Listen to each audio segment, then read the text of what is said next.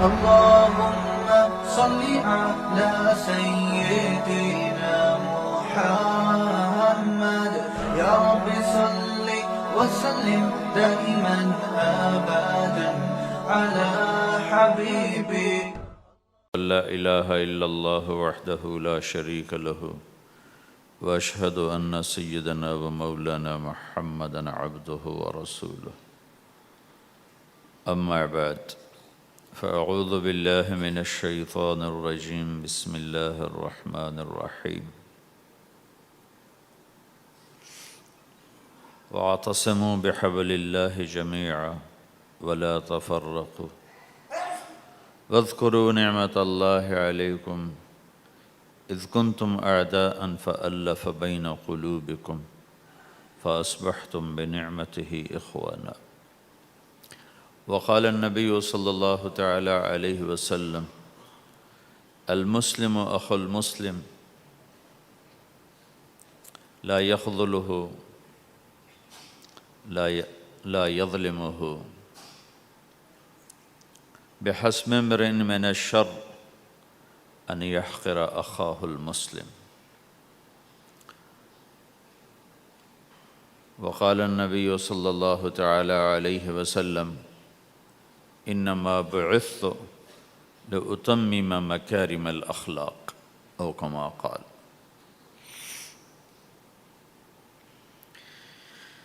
اللہ اکبر. میرے محترم بھائی اور دوستو،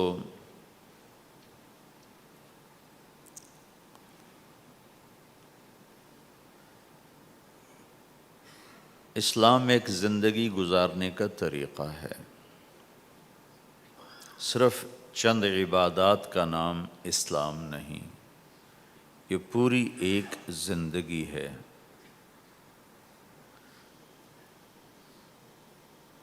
اور اس زندگی کو سکھانے کے لیے، چونکہ انسان پیدائشی طور پہ جاہل پیدا ہوتا ہے، اسے کچھ نہیں آتا، اسے سیکھنا پڑتا ہے. اور جو سیکھتا ہے باہر سے سیکھتا ہے، سیکھا سکھایا نہیں پیدا ہوتا. کسی بچے کو آپ جنگل میں چھوڑ دو اور کوئی اس سے ملے نہیں تو وہ گونگا ہوگا، کچھ نہیں بول سکے گا. لیکن آپ چڑیا کے بچے کو تنہا چھوڑ دو، کوئی چڑیا اس سے ملاقات نہ کرے تو وہ اپنی زبان ہی بولے گا، اپنی زبان میں بولے گا. کوے کو تنہا چھوڑ دو، کوئی کوا اسے ملنے نہ دو تو کوے کی زبان ہی بولے گا. لیکن انسان کو گجراتی کا بچہ پنجابیوں میں چھوڑ دو تو گجراتی بھول جائے گا، پنجابی بولے گا. پنجابیوں کا بچہ گجراتیوں میں چھوڑ دو تو وہ پنجابی نہیں بولے گا، وہ گجراتی بولے گا. اور کوئی بھی نہ اس سے ملے، اسے تنہا چھوڑ دو تو وہ کچھ بھی نہیں بول سکے گا، گونگا ہوگا. تو انسان جو کچھ سیکھتا ہے باہر سے سیکھتا ہے، اور چونکہ امتحان کی جگہ ہے تو باہر دونوں چیزیں موجود ہیں، غلط بھی صحیح بھی. دونوں جنس بازار میں موجود. انسان کے علاوہ جتنی مخلوق ہے ان میں غلط کرنے کا کوئی سسٹم ہی نہیں ہے، وہ غلط کر ہی نہیں سکتے، جو کرتے ہیں ٹھیک کرتے. انسان کے اندر دونوں سسٹم ہیں، فَأَلْهَمَهَا فُجُورَهَا وَتَقْوَاهَا. یہ دونوں نظام لے کے چلتا ہے. اسلام کو سیکھنا پڑتا ہے. اور اسلام کے لیے جو سب سے بڑا سرمایہ ہے، جیسے آپ بازار میں جاتے ہو، دکان کھولتے ہو، پھیری لگاتے ہو، تو اس کے لیے پیسہ چاہیے، ڈالر چاہیے. ڈالر کے بغیر آپ کاروبار نہیں کر سکتے. اسلام کے لیے ایمان چاہیے، ایمان کے بغیر اسلام پہ چلا نہیں جاتا. جانتا ہوگا چل نہیں سکے گا. ایمان وہ طاقت ہے، وہ سرمایہ ہے، وہ کیپٹل ہے جس سے کوئی مرد عورت وہ دین پہ چل سکتا ہے. یہ زیادہ ہوگا تو زیادہ چلے گا، تھوڑا ہوگا تو تھوڑا چلے گا، نہیں ہوگا تو صفر ہوگا، زیرو ہوگا۔ تبلیغ کا جو یہ کام اللہ تعالیٰ نے ہمیں دیا ہے، یہ ایمان کو سیکھنے کی اور اس کو آگے پہنچانے اور پھیلانے کی محنت ہے۔ ایمان سیکھنے کے لیے فمن شاء اتخذ الی ربہ سبیلا، کوئی ایک طریقہ نہیں ہے، کئی طریقے ہیں۔ اللہ نے سبیل کے اوپر الف لام نہیں لگایا، الف لام ہٹا کر یہ بتایا ہے کہ اللہ تک پہنچنے کے راستے کئی ہیں، محنت کے، اور راستہ تو ایک ہے اسلام، اس پر آنے کی جو محنت ہے اس کے راستے مختلف ہیں۔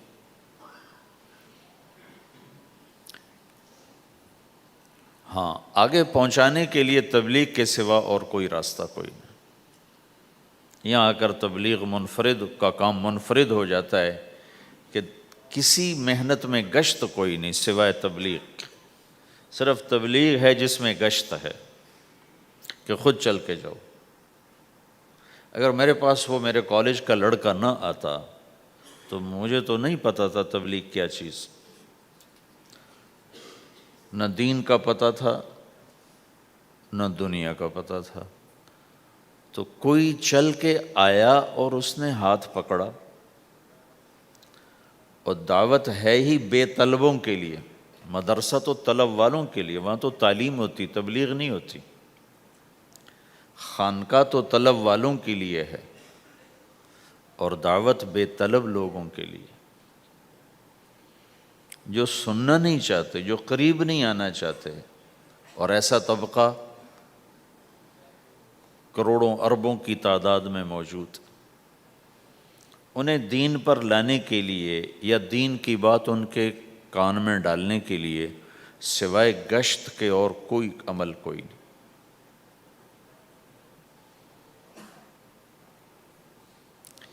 میں پشاور گیا تو جماعت میں انہوں نے کہا جی یہاں ایک وکیل صاحب ہیں، تبلیغ والوں کو بہت گالیاں دیتے ہیں، شکل دیکھتے ہی گالیاں دینا شروع کرتے ہیں۔ آپ کے علاقے کے؟ آپ کے علاقے کے؟ میں نے کہا اچھا ملاؤ۔ پشاور میں رہتا تھا، وکالت کرتا تھا، میرے علاقے کا میاں چنو ایک چھوٹا سا ٹاؤن ہے وہاں کا تھا، میں اس کے قریب تلمبا ایک چھوٹا سا ٹاؤن ہے، میں وہاں۔ تو جب ہم ان کے دروازے پر گئے اور نوک کیا تو دروازہ کھلتے ہی انہوں نے وہی کام شروع کر دیا، دیکھتے ہیں۔ اور کہا میں نے تمہیں کتنی دفعہ کہا ہے، وہ جو مقامی، کہ تبلیغ والوں کو میرے دروازے پر مت لایا کرو۔ تو اب بتاؤ، میں اگر یہ تبلیغ کے رگڑے نہ لگے ہوتے تو میں تو 2 تھپڑ اس کے منہ پہ مارتا، یا مفتی صاحب کی طرح فتویٰ سناتا، تو اسلام سے خارج ہو گیا ہے، توبہ کر۔ میں نے اس سے کہا بھائی میں تو تبلیغی بن کے آپ کے پاس نہیں آیا، میں تو اس لیے آیا ہوں کہ مجھے پتہ چلا کہ آپ میاں چنو کے ہیں اور میں تو لمبے کا ہوں، تو میں تو اس لیے آپ کو ملنے آیا ہوں۔ تو ایسے ہوا، اچھا آپ تو لمبے کے ہو؟ میں نے کہا تو لمبے کا ہوں۔ کہو اچھا اچھا اچھا، بڑی مہربانی، فرمائیے۔ میں نے کہا فرمائیے ایسے تو نہیں ہوگا، گھر بٹھاؤ پھر فرمائیے ہوگا۔ تو اس نے دروازہ کھولا، ہمیں بٹھایا، میں نے کوئی تبلیغ کی بات نہیں کی، چائے وائے پلائی۔ تو میرے والد صاحب اپنے علاقے کے مشہور آدمی تھے، تو جب میں نے اپنا تعارف کرایا تو وہ اور خوش ہو گیا، کہا تو آپ کے باپ کا الیکشن تو میں نے لڑا ہے، ان کے لیے ووٹ مانگنا۔ تو ایسا خوش ہو گیا اور کھل گیا، اور چائے پلائی، بات چیت ہوتی رہی۔ تو اٹھتے ہوئے میں نے کہا فلاں مسجد میں ہماری جماعت آئی ہوئی ہے، میں نے کہا چلو آپ کو بتا دوں۔ مغرب کے بیان میں وہ آیا ہوا تھا۔ پھر جتنے دن میں وہاں رہا وہ آتا رہا، میں واپس چلا گیا۔ بیچ میں کئی سال گزر گئے۔ لاہور کیولری گراؤنڈ ایک مشہور جگہ، وہاں میرا بیان تھا۔ جو کرکٹر آئے ہوئے تھے، ان کو ہم نیا سعید انور، انضمام، مشتاق، ان کو ہم قریب کر رہے تھے، اس وقت نئے ان کو قریب کر رہے تھے، تو یہ لوگ آئے ہوئے تھے۔ تو بیان کے بعد ان کو لے کر ہم ایک کمرے میں بیٹھے. اس کمرے کی دیوار شیشے کی تھی, تو لوگ اندر آنے کی کوشش کر رہے تھے, تو ان پہرے والے ان کو روک رہے تھے.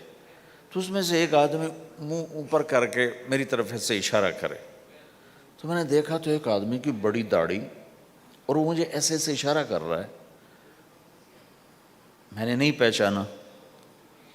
تھوڑی دیر کے بعد میں نے غور سے دیکھا تو وہ وہی وکیل صاحب پشاور والے. تو میں نے کہا بھائی ان کو اندر بلاؤ, اندر بلاؤ. وہ اندر آئے تو میں اٹھ کے ملا, کہنے لگے یہ دیکھو یہ تمہارا ایک گشت, میرا وقت بھی لگ چکا ہے, بدنوں کا چلہ لگا ہے یا 3 چلے لگے ہیں. تو جو دیکھو نا, آپ میں سے کئی لوگ پھیری لگاتے ہیں, جس کو گجرا پھیری لگاتا ہوں, پھیری. میں پہلے سمجھا ہی نہیں, پھیری تو کہتے ہیں چھوٹے جہاز کو جو سمندر میں چلتا ہے. میں سمجھا یہ پھیری لگاتے ہیں, پھیری, اور وہ تو گجراتی میں پھیری کہتے ہیں پھیری کو. تو پہلے تو میں چکر کھاتا رہا کہ یہ کیا ہے پھیری. پھیری تو چھوٹے جہاز کو کہتے ہیں, چھوٹا بحری جہاز. تو پھر بعد میں کسی نے کہا کہ یہ چل پھر کے سودا بھیجا. اچھا پھیری کو پھیری کہہ رہے ہیں. تم خدا کو خدا کر دیتے ہو, خدا کا شکر. ایک تو خدا لفظ ہی میں نے پہلے کہا تھا بولنے کا نہیں ہے, ایک اس کو خدا کو خدا کر دیتے ہو, خدا کی قسم. تو تم پھیری لگاتے لگاتے گاہک بنا لیتے ہو, نہیں بناتے ہو؟ پھیری لگاتے لگاتے تم اپنے گاہک بنا لیتے ہو. یہی تبلیغ کا کام ہے کہ پھیری لگاؤ, لوگوں کے در کھٹکھٹاؤ. کوئی لے گا کوئی نہیں لے گا. جو آپ لوگ پھیری لگاتے ہو تو سارے آپ سے سودا لیتے ہیں؟ نہیں لیتے. کوئی لیتا ہے کوئی نہیں لیتا. لیکن آپ جاتے رہتے ہو, جاتے رہتے ہو, جاتے رہتے ہو, جاتے رہتے ہو. آہستہ آہستہ آپ اپنا اتنا کام کر لیتے ہو کہ آپ کی روٹی چل جاتی. تو سارے نبیوں نے پھیرا لگایا, کوئی نبی گھر نہیں بیٹھا کہ میرے پاس کوئی آئے گا تو اسے سکھاؤں گا. ہر نبی نے پھیرا لگایا. اور داؤد علیہ السلام نے ایک دفعہ یہ کیا, ایک بڑا عبادت خانہ بنایا اور اس کی دیواریں اونچی کر دی, اتنی اونچی کہ اندر کوئی جا نہ سکے.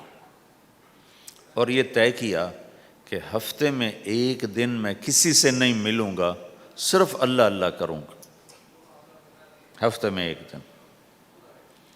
تو وہ پہلا دن تھا, اندر سے تالا لگا دیا اور خود اندر بیٹھ گئے.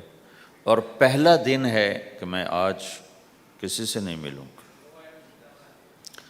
تو میرے رب کو یہ بات پسند نہیں آئی کہ نبی کا کام کٹ کے بیٹھنا نہیں ہے, لوگوں میں جانا ہے. تو اللہ تعالیٰ نے انسانی شکل میں 2 فرشتے اندر اتار دیے. اذ تصوروا المحراب ففزع منهم قال لا تخف خصمان بغى بعضنا على بعض فاحكم بيننا. کہا جی حضرت ہمارا جھگڑا ہو گیا ہے, ہم آپ سے فیصلہ کروانے آئے. تو داؤد علیہ السلام ڈر گئے کہ دروازہ بند ہے, یہ آئے کہاں سے؟ دیوار اتنی اونچی ہے کہ اس کے اوپر سے چھلانگ لگا کے بھی اندر نہیں آ سکتے. تو یہ کون ہیں, آئے کہاں سے؟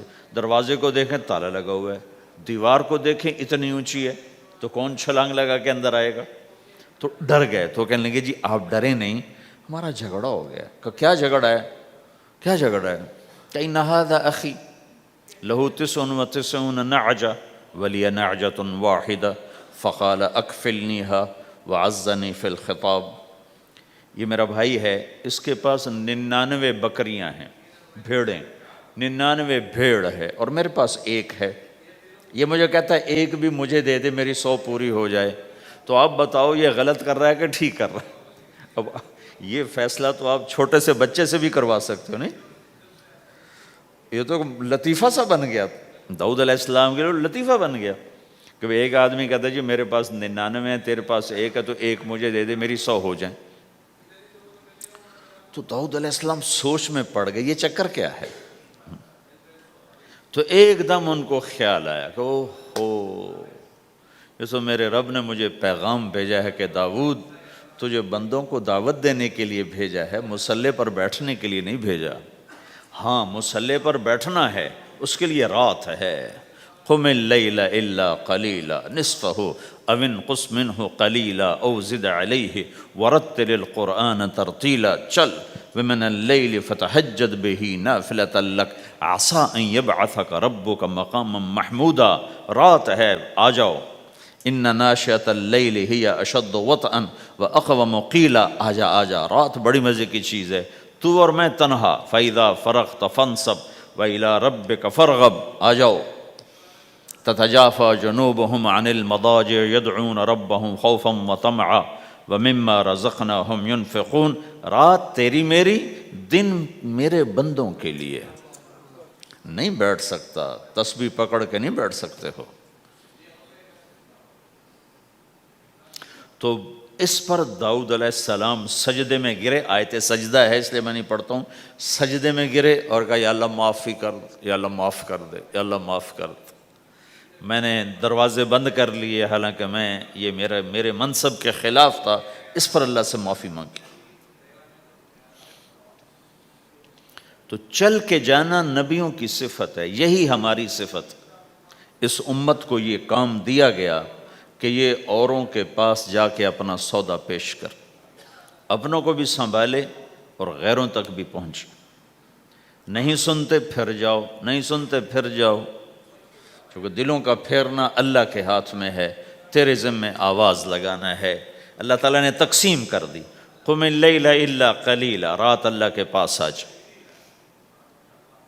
دن میں کیا کر، ان لک فی النہار سبحا طویلا، تیرا دن میں کام بہت زیادہ ہے، سبحا طویلا۔ دعوت کے کام کو تیرنے سے تشبیہ دی ہے، سبح تیرنے کو کہتے ہیں۔ اللہ کے نبی کا ایک گھوڑا تھا جس کا نام تھا سبحہ، میں نے بتایا تھا پہلے دن، وہ اتنا تیز چلتا تھا جیسے تیر رہی ہو، اس لیے اللہ کے نبی نے خود اس کا نام سبحہ رکھا تھا، تیرنے والا۔ تو تبلیغ کے کام کو تیرنے سے تشبیہ دی کہ آپ نے لمبا تیرنا ہے، اور مکے میں تو پانی کوئی نہیں تو کہاں تیرنا ہے جی؟ سارے مکے میں پانی کا قطرہ کوئی نہیں زمزم کے کنویں کے سوا، تو تیرنا کہاں ہے؟ یہ اس دعوت کے کام کی بڑی خوبصورت تصویر ہے، سبحا طویلا۔ حالانکہ اللہ فرماتا ہے ان لک فی النہار شغلا طویلا عملا عظیما جہدا طویلا، لیکن سبحا طویلا۔ جو آدمی چل رہا ہوتا ہے اگر وہ بیٹھ جائے تو کوئی نقصان تو کوئی نہیں، گاڑی چلا رہا ہے کہیں گاڑی روک لے تو کوئی نقصان تو کوئی نہیں، تھوڑی دیر سے پہنچ جائے گا۔ کہیں گاڑی کھڑی کر کے کافی پینے لگ گیا تو کوئی مسئلہ تو کوئی نہیں ہے، آدھا گھنٹہ دیر سے گھر پہنچ جائے گا۔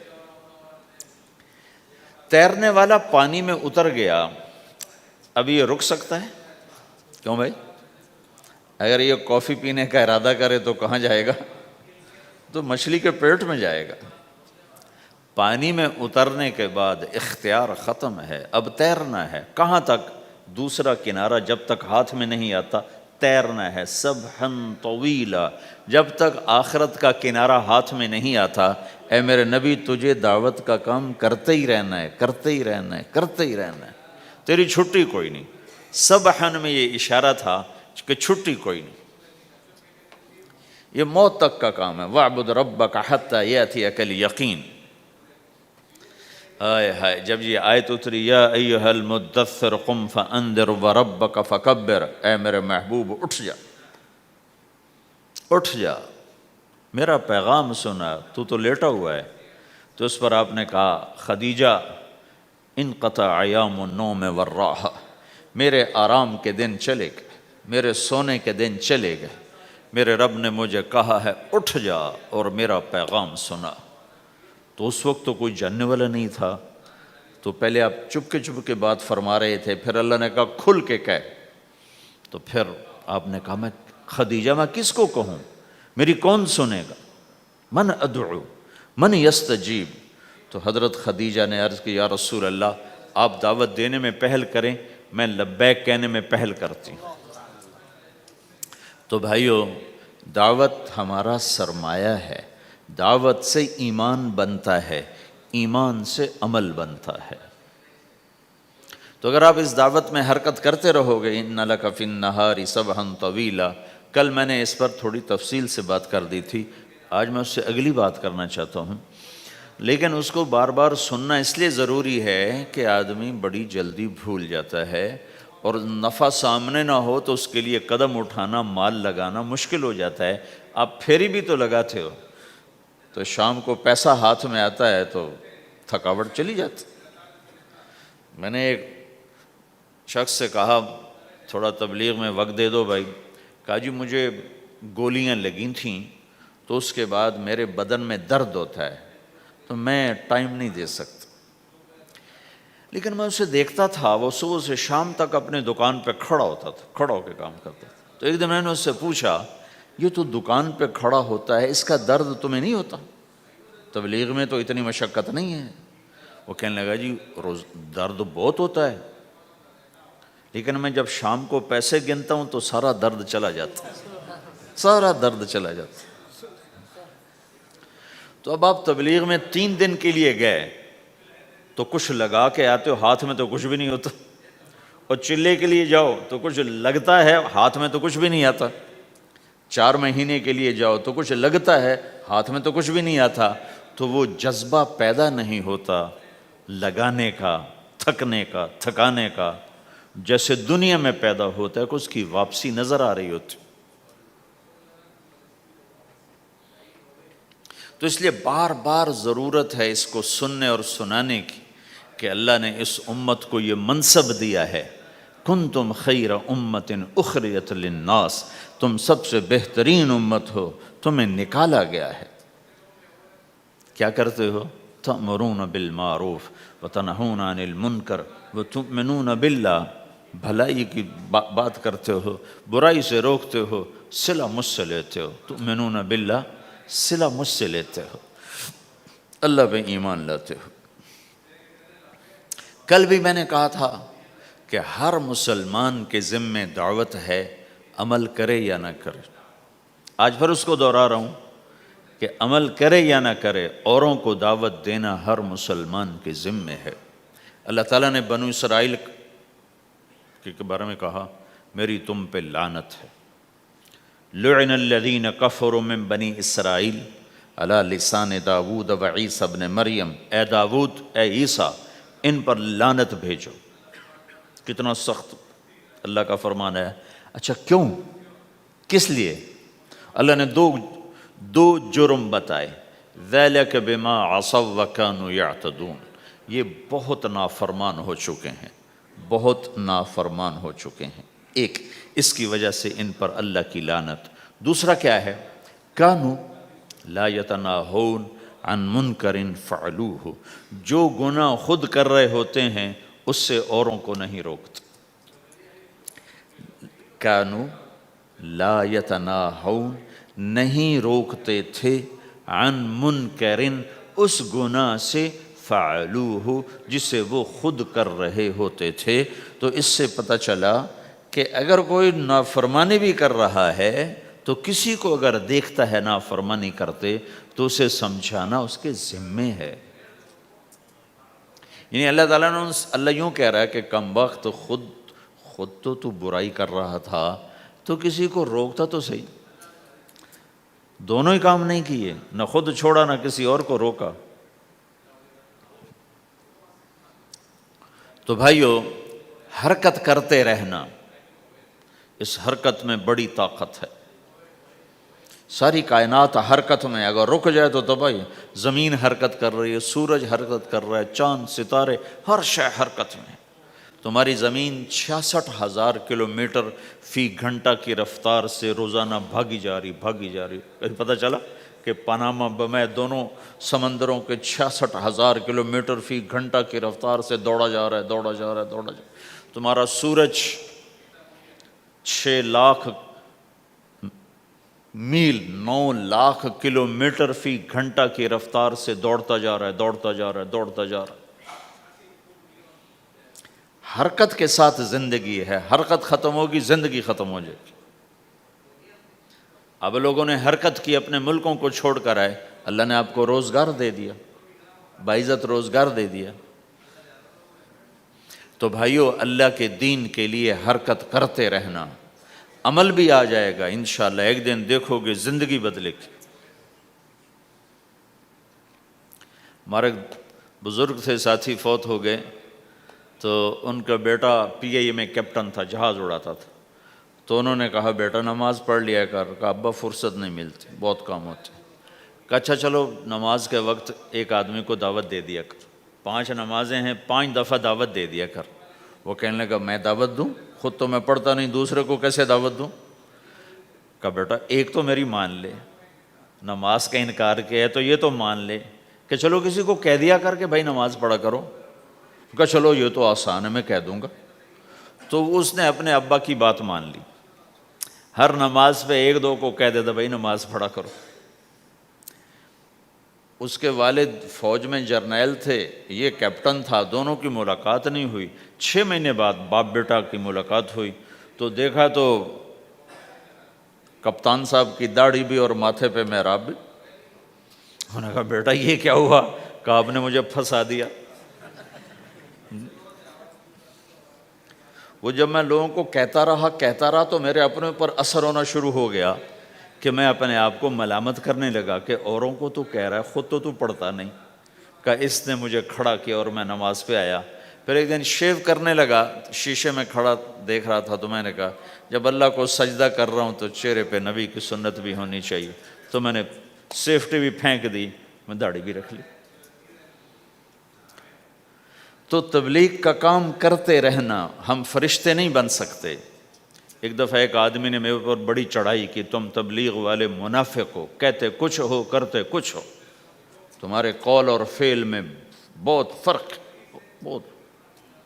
جب ان کا غصہ اتر گیا تو میں نے ان سے کہا بھائی 100 نمبر تو اللہ نے بھی نہیں مانگے، آپ کیوں مانگتے ہو؟ اللہ نے کہا ہے فمن ثقلت موازینہ، جس کی نیکیاں بڑھ جائیں گی، گناہ تھوڑے ہوں گے تو پاس کر دوں گا۔ تو 100 نمبر تو اللہ نے بھی نہیں کہا کہ ایک گناہ تیرے کھاتے میں نہیں ہونا چاہیے، 100/100 نمبر لے گا تو جنت دوں گا، نہیں تو ریپٹ مار کے جہنم میں ڈالوں گا۔ تو 100 نمبر تو اللہ بھی نہیں مانگتا، اسے پتہ ہے میرا بندہ کمزور ہے، کبھی گناہ کرے گا کبھی نیکی کرے گا۔ تو وہ کہتا ہے جس کے پاس 51 نیکیاں ہوئیں اور 50 گناہ ہوئے، تولوں گا تو 51 جھک جائیں گے نا، 50 معاف۔ مثال دے رہا ہوں میں۔ ہمارے علاقے میں ایک زمیندار تھے، وہ ذکر بھی بہت کرتے تھے، گالیاں بھی بہت دیتے، ادھر سبحان اللہ او تیرے فلانے، الحمدللہ کے ساتھ ایک پھکڑ تولتے تھے۔ ساری زندگی وہ ایسا ہی کرتے رہے۔ جب وہ فوت ہو گئے تو کسی نے ان کو دیکھا تو انہوں نے پوچھا کہ میاں صاحب آپ کے ساتھ کیا ہوا؟ آپ تو گالیاں بہت دیتے تھے۔ خود ہی انہیں یہ پوچھ رہے آپ تو گالیاں بہت دیتے تھے، تو آپ کے ساتھ کیا ہوا؟ کہ اللہ تعالیٰ نے میرے ذکر اور میری گالیوں کو تولا تو میرا ذکر بڑھ گیا تو میری بخشش ہو گئی۔ اللہ نے بھی کاؤنٹنگ رکھی ہے، پرفیکشن مانگی ہی نہیں۔ اگر اللہ پرفیکشن مانگتا تو پھر آپ کہتے تم کرتے کچھ ہو کہتے کچھ ہو۔ اگر میں کہتا صحیح ہوں تو ایک نیکی تو کر رہا ہوں، اور کرتا نہیں ہوں تو ایک گناہ کر رہا ہوں۔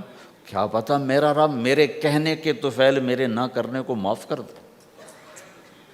بس ایک صورت میں ہے کام خطرناک کہ اگر میں اس کہنے سننے کو اپنی دنیا بنانے کا ذریعہ بنا لوں، پھر خطرناک ہے۔ أَتَأْمُرُونَ النَّاسَ بِالْبِرِّ وَتَنْسَوْنَ أَنفُسَكُمْ وَأَنْتُمْ تُتْلُونَ الْكِتَابَ، وہ یہ آیت۔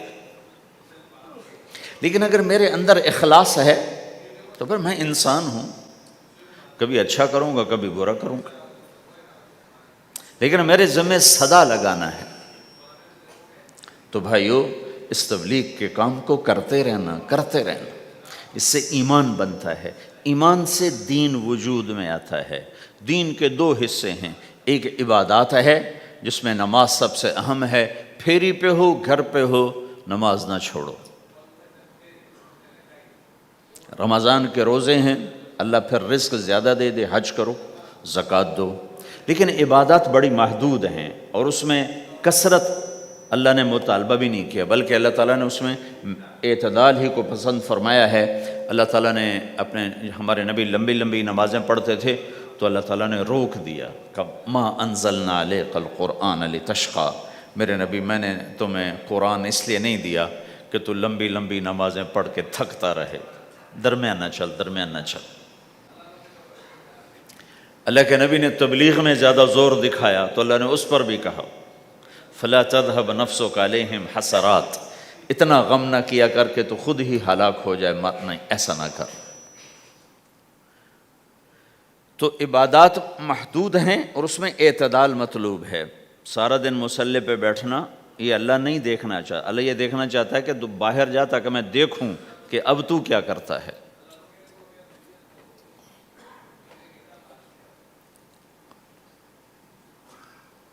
دوسرا حصہ اس کا اخلاقیات ہیں، آپس کی معاشرت ہے۔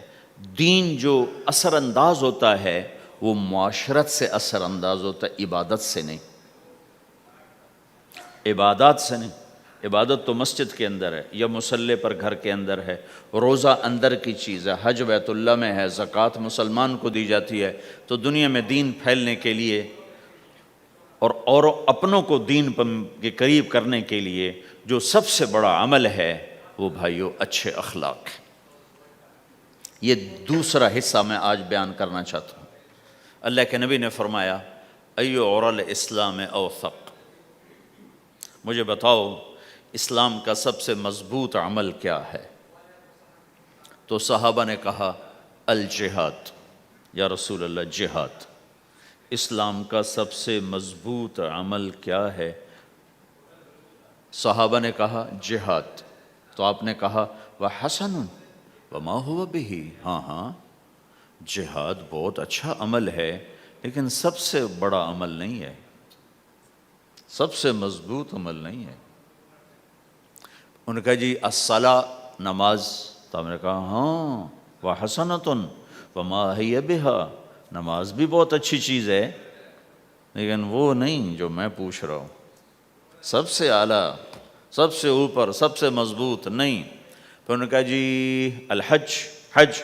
تو آپ نے کہا حج بھی بہت اچھا عمل ہے لیکن وہ نہیں جو میں نے پوچھا ہے۔ پھر صحابہ نے کہا جی روزہ، آپ کا روزہ بھی بہت اچھا ہے لیکن وہ نہیں جو میں نے پوچھا ہے۔ تو پھر صحابہ نے کہا یا رسول اللہ پھر آپ ہی بتائیں، ہمیں تو نہیں پتہ۔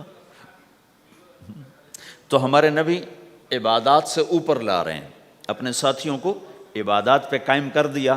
ہر آدمی نمازی بن چکا ہے، ہر آدمی روزے دار بن چکا ہے، ہر آدمی مالدار زکوٰۃ دینے والا بن چکا ہے، اور ہر آدمی حج کا جذبہ پیدا کر چکا ہے۔ اب آپ ان کو اخلاق پہ لانا چاہتے ہیں، چونکہ اسلام کی تکمیل اخلاق سے ہے۔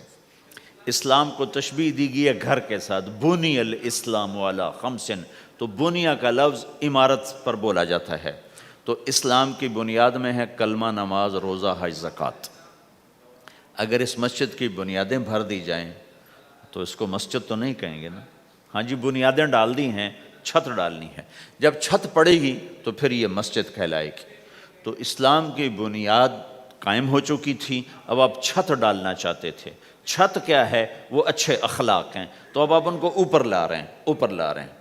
تو آپ نے جب پوچھا تو انہوں نے وہی کہا جو انہوں نے ابھی سیکھا تھا، نماز، روزہ، جہاد، حج، لیکن آپ نے سب کی نفی کر دی، نہیں یہ بھی نہیں، یہ بھی نہیں، یہ بھی نہیں، یہ بھی نہیں۔ کہا اچھا یا رسول اللہ آپ بتائیں۔ تو آپ نے فرمایا ان اوثق عُرَى الاسلام الحب للہ والبغض للہ، اسلام کا سب سے مضبوط عمل وہ آپس میں اللہ کے لیے محبت کرنا ہے۔ اسلام کا سب سے مضبوط عمل وہ آپس میں اللہ کے لیے محبت کرنا ہے۔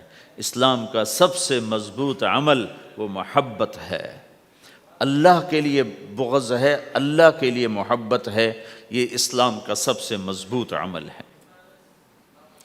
تو بھائیو یہ چھوٹا سا معاشرہ اسلامی بن جائے، اس کے لیے بنیاد میں نے پہلے بتا دی، اب چھت بتا رہا ہوں، وہ ہیں اچھے اخلاق۔ اللہ تعالیٰ نے جب ہمارے نبی نے نماز لمبی پڑھی تو اللہ نے کہا درمیانی پڑھو، میں نے ابھی بتایا تبلیغ میں دکھ زیادہ جھیلا تو اللہ نے کہا درمیانہ چلو. لیکن جب اللہ کے نبی نے اخلاق بلند کیے، اخلاق، تو اس پر بھی اللہ تعالیٰ فرماتا میرے نبی ذرا اتنا نرم نہ ہو، تھوڑا سا سختی دکھا، آنکھیں دکھا، تھوڑا شوں شاں کر. ہیں تو میرے رب نے کیا کہا؟ واہ، میرے رب نے آپ کے اخلاق کی جیسی تعریف کی ہے، آپ کے کسی عمل کی ایسی تعریف نہیں کی. نماز کو کہا معتدل، اعتدال، دعوت کو کہا اعتدال، اور اخلاق کو کیا کہا؟ انک لعلی خلق عظیم. اور اس کو طاقت پہنچائی قسم اٹھا کے، نون، پھر قسم اٹھائی قلم کی جو علم کا ذریعہ ہے، والقلم وما یسطرون، مجھے قسم ہے قلم اور اس کی تحریر کی. ما انت بنعمت ربک بمجنون وان لک لاجرا غیر ممنون. ان دو آیتوں کو چھوڑ کر اگلی جو آیت آ رہی، وانک لعلی خلق عظیم، اے میرے محبوب میں قسم اٹھاتا ہوں قلم اور اس کی تحریر کی، تیرے اخلاق بڑے عالی شان ہیں.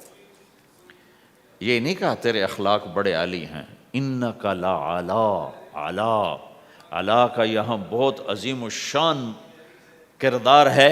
علا یہ بتا رہا ہے کہ اے میرے نبی جتنے اخلاق تصور کیے جا سکتے ہیں وہ سب تیرے تابع ہو چکے ہیں، اور تو ان پہ سوار ہو چکا ہے، تو ان پہ چھا چکا ہے. علا چھا جانے کے لیے ہوتا ہے کہ تمام اخلاق تیرے غلام ہو چکے ہیں. ایک دفعہ آپ نے فرمایا اچھے اخلاق 360 قسم ہیں، 360 قسم، 360 صفات کا مجموعہ اچھے اخلاق. کوئی ایک صفت کسی کو مل گئی تو جنت میں چلا جائے گا. تو ابو بکر رضی اللہ عنہ سامنے بیٹھے تھے، کہنے لگے یا رسول اللہ افی منہا شیء، ان 360 میں کوئی میرے اندر بھی کچھ ہے؟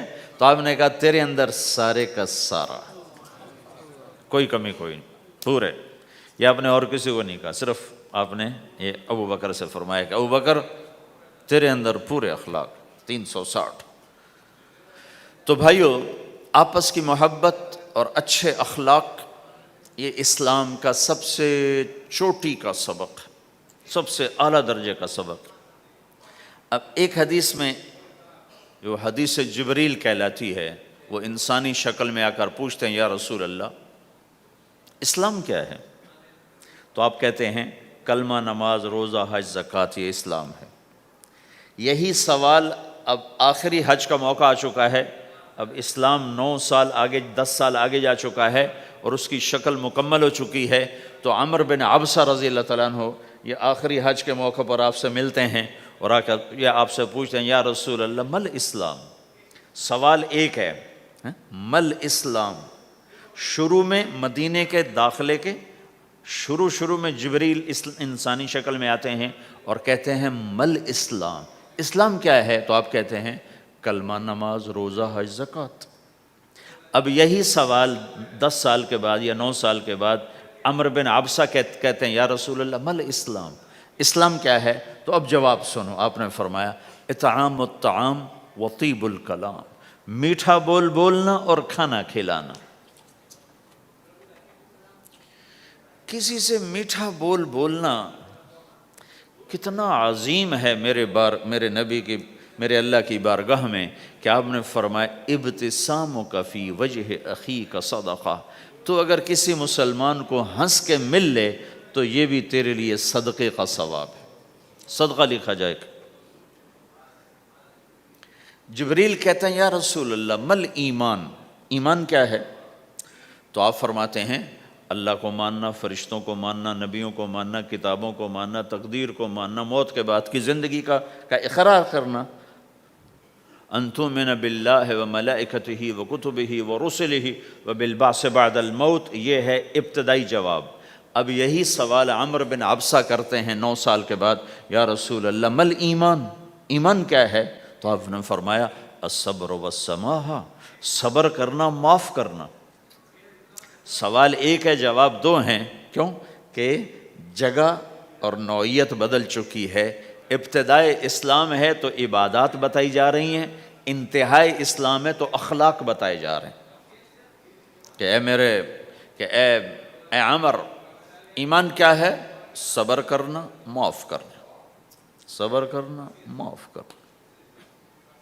تو بھائیو، جو ہمارا معاشرہ بنے گا اسلامی، گھر میں باہر، وہ بنے گا اچھے اخلاق سے، عبادت سے نہیں، علم سے نہیں، تبلیغ سے نہیں، وہ بنے گا اچھے اخلاق سے، میٹھے بول بولنے سے، درگزر کرنے سے، معاف کرنے سے، سہ جانے سے، اور بازار میں سچائی۔ بازار میں میٹھا بول نہیں، وہ تو ہر تاجر مسکرا کے ملتا ہے، ہاں وہ تو کاروبار ہے مسکرانا۔ سچا بول، الصدق ینجی والکذب یہلک، میرے نبی نے فرمایا سچ نجات دیتا ہے اور جھوٹ ہلاک کر دیتا ہے۔ تو بازار کے اخلاق ہیں صحیح بولنا، صحیح تولنا، دھوکہ نہ دینا۔ میرے نبی سے پوچھا گیا، یا رسول اللہ، مسلمان بزدل ہو سکتا ہے، ڈرپوک؟ آپ نے کہا ہو سکتا ہے۔ کہ یا رسول اللہ، مسلمان بخیل ہو سکتا ہے، بخیل کنجوس؟ آپ نے کہا ہو سکتا ہے۔ کہ یا رسول اللہ، مسلمان جھوٹ بول سکتا ہے؟ آپ نے کہا جھوٹ نہیں بول سکتا۔ آپ نے فرمایا میں اپنے امت میں ہر عیب کی توقع رکھتا ہوں کہ میرا امتی ہر گناہ کر سکتا ہے لیکن دو کام نہیں کر سکے گا اگر وہ میرا امتی ہے، ایک جھوٹ کبھی نہیں بولے گا، ایک دھوکہ کبھی نہیں دے گا۔ اور یہ دونوں کام ہمارے پورے عروج پر ہیں۔ تو مسلمان دھوکہ نہیں دیتا کسی کو، مسلمان جھوٹ نہیں بولتا۔ تو اللہ کے نبی نے یہ نہیں فرمایا جو نماز نہیں پڑھتا وہ وہ مجھ سے نہیں ہے، میری امت میں سے نہیں، جو روزہ نہیں رکھتا میری امت میں سے نہیں ہے، زکوٰۃ نہیں دیتا میری امت میں سے، یہ نہیں کہا۔ آپ نے کہا من غش فلیس منا، جس نے کسی کو دھوکہ دیا وہ میری امت میں سے نہیں، میری امت سے خارج۔ تو آپ کی تجارت پاناما میں ایسی تجارت ہو کہ وہ اسلام کا بولتا ثبوت بن جائے۔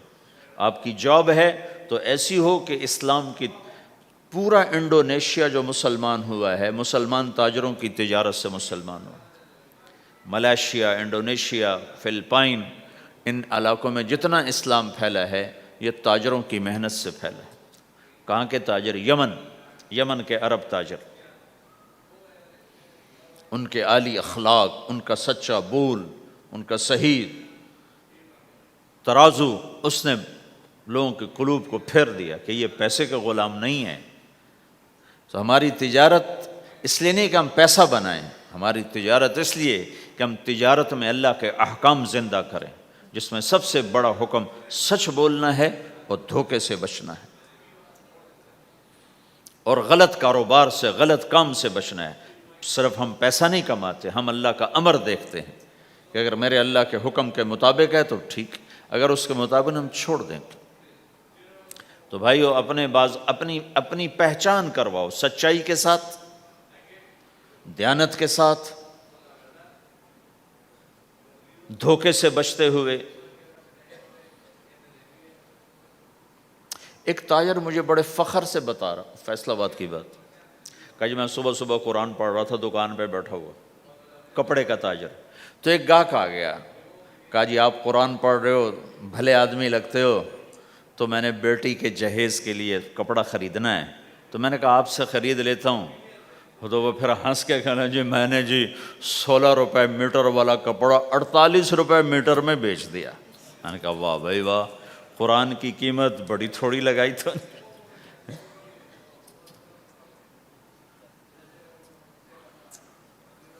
ہائے ہائے ہائے ہائے، اس کو شرم بھی نہیں آ رہی اس بات پر، احساس ہی کوئی نہیں کہ اس نے قرآن پڑھتے دیکھ کر اعتماد کیا اور اس نے قرآن سے ہی اس کو دھوکہ دیا کہ پورے بازار میں 16 روپے گز ہے وہ کپڑا، وہ 48 روپے اس کو بیچ رہا ہے۔ اگر اپنے نبی کی بات سنو، آپ نے کہا سچا تاجر قیامت کے دن نبیوں کے ساتھ کھڑا کیا جائے گا۔ کیوں؟ کہ ہر موقع پہ جھوٹ بولا جا سکتا ہے، پروفٹ کمایا جا سکتا ہے، دھوکہ دیا جا سکتا ہے، فراڈ کیا جا سکتا ہے، اور اس سے بچتا ہے بچتا ہے بچتا ہے بچتا ہے، نہ اپنوں کو دھوکہ دیتا ہے نہ غیروں کو دھوکہ دیتا ہے۔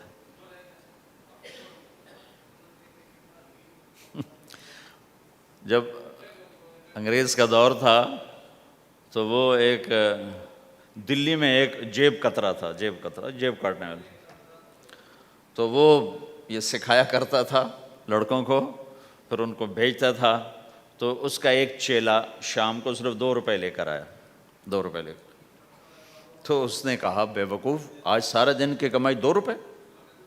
کہا استاد آج بہت بڑا مال مارا تھا، لیکن میں نے دیکھا تو وہ ایک گورا تھا، انگریز تھا، تو مجھے خیال آیا اگر قیامت کا دن عیسیٰ علیہ السلام نے میرے نبی کو گلہ دے دیا کہ تیرے امتی نے میرے امتی کی جیب کاٹی تھی، تو میں اپنے نبی کو کیا جواب دوں گا؟ تو میں نے جا کر اس کو واپس کر دیا، ابھی اپنے کے کھسکا کے لایا ہوں 2 روپے۔ تو پچھلے زمانے کے تو چور بھی ایسے خوددار ہوتے تھے، اب تو نمازی ایسے غیرت کہاں پھینک کے آ گئے ہیں، ماتھے پہ محراب ہوتا ہے اور دھوکے میں سب سے اول ہوتے۔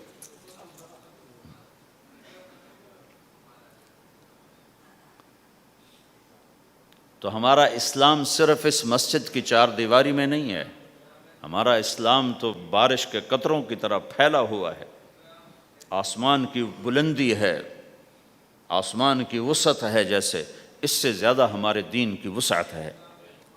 تو آپ کسی دفتر میں ہو یا اپنے کاروبار میں ہو تو اس میں بھی اللہ کے نبی نے آپ کو طریقہ بتایا ہے۔ تو بازار کے اخلاق ہیں مسکرانا نہیں، بازار کے اخلاق ہیں سچ بولنا، صحیح دینا، صحیح تولنا، صحیح سودے کا عیب بتانا۔ عبد الرحمن بن عوف رضی اللہ تعالیٰ عنہ کے بارے میں، وہ پہلے 10 صحابہ میں آتے ہیں، پہلے 10 صحابہ، آپ نے کہا ابو بکر جنتی، عمر جنتی، عثمان جنتی، علی جنتی، طلحہ جنتی، زبیر جنتی، سعد جنتی، عبد الرحمن جنتی، ابو عبیدہ جنتی، سعید بن زید جنتی، اس میں ایک عبد الرحمن ہے۔ جب ان کا انتقال ہوا تو انہوں نے 3 ارب 10 کروڑ 20 لاکھ دینار چھوڑے ترکہ۔ ہمیں تو بڑا بیوقوف بنایا گیا ہے، کاغذ کو کرنسی بنا کے دے دیا، کاغذ، کرنسی تو سونا ہوتا ہے جی، کرنسی تو سونے اور چاندی کو کہتے ہیں، کاغذ کے ٹکڑے کو تو کرنسی نہیں کہتے۔ اور اب کرنسی بھی لے کر وہ کارڈ پکڑا دیے، جیب بھی خالی، اب کرنسی بھی کاغذ بھی کوئی نہیں، خالی کارڈ۔ اس کو کیا کہتے ہیں کارڈ کو؟ Credit card, credit card. وہ ساری دنیا کو بیوقوف بنائے ہوئے، یا تو کاغذ پکڑائے ہوئے ہیں یا کارڈ کاغذ بھی اب واپس لے لیا، اب کارڈ پکڑا دیا۔ اور عبد الرحمن بن عوف نے جو پیسے چھوڑے وہ کاغذ نہیں تھے، کاغذ کی کیا حیثیت، پاکستان میں روز چھپ رہے ہیں، کاغذ کی کیا حیثیت؟ 3 ارب 10 کروڑ 20 لاکھ دینار سونے کے، اور ایک سکہ دینار اس وقت 4.5 ماشے کا ہوتا تھا۔ اب اس کو ملٹیپلائی کرو اور پورا پاناما خرید لیں وہ اس پیسوں سے۔ اور وہ ٹاپ لسٹ کے 10 ٹاپ صحابہ میں سے ایک، وہ فرماتے تھے میری تجارت کا یہ اصول رہا کہ میں نے کبھی ادھار نہیں خریدا، نہ کبھی ادھار بیچا، نہ کبھی ادھار خریدا۔ جو خریدے بھی ادھار اور بیچے بھی ادھار، اسے نیند کہاں آئے گی؟ دینے والے دیتے نہیں، لینے والے سر پہ کھڑے ہوتے، انہیں نہ بیوی اچھی لگتی نہ بچے اچھے لگتے، وہ گھر میں بیٹھ کے بھی گھر میں نہیں ہوتے۔ تو آپ نے فرمایا نہ میں نے کبھی ادھار خریدا نہ کبھی ادھار بیچا، نقد خریدا نقد بیچا۔ دوسرا میرا اصول یہ رہا کہ میں نے کبھی سٹاک نہیں کیا، جب مجھے پروفٹ ملا میں نے فوراً بیچ دیا۔ انتظار نہیں کیا ایک ہفتے بعد بیچوں گا ریٹ بڑھ جائے گا. جس دن مجھے پروفٹ ملا، ایک پیسہ بھی ملا تو میں نے فوراً بیچ دیا.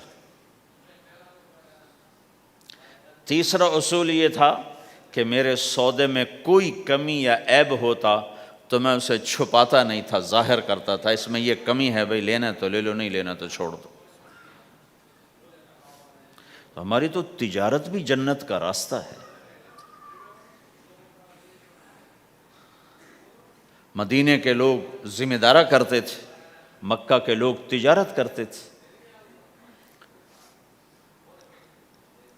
ان کی زراعت اور تجارت دین کے پھیلنے کا ذریعہ بن گئے. عبد الرحمن بن عوف رضی اللہ عنہ کا مال اللہ کے دین کے کام آیا.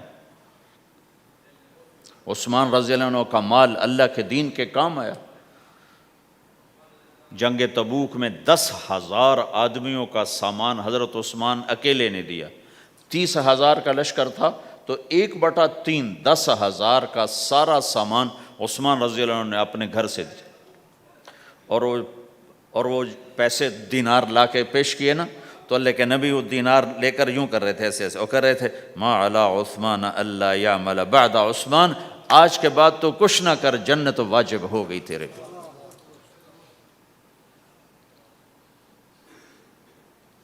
تو بھائیو، ہمارا دین صرف ہمیں عبادت نہیں بتاتا،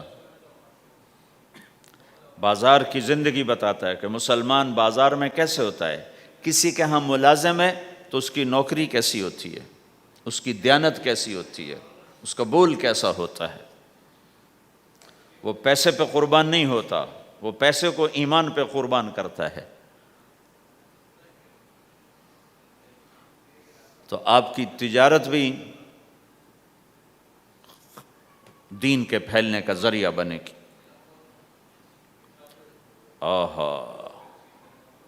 صرف نماز سے گناہ معاف نہیں ہوتے. مسلم شریف کی روایت ہے من امسا کالن بعمل یدہ امسا مغفورا لہ، جو صبح سے شام تک روزی کماتے کماتے حلال حلال حلال حلال، جھوٹ والی نہیں، کھوٹ والی نہیں، خیانت والی نہیں، حرام چیز نہیں.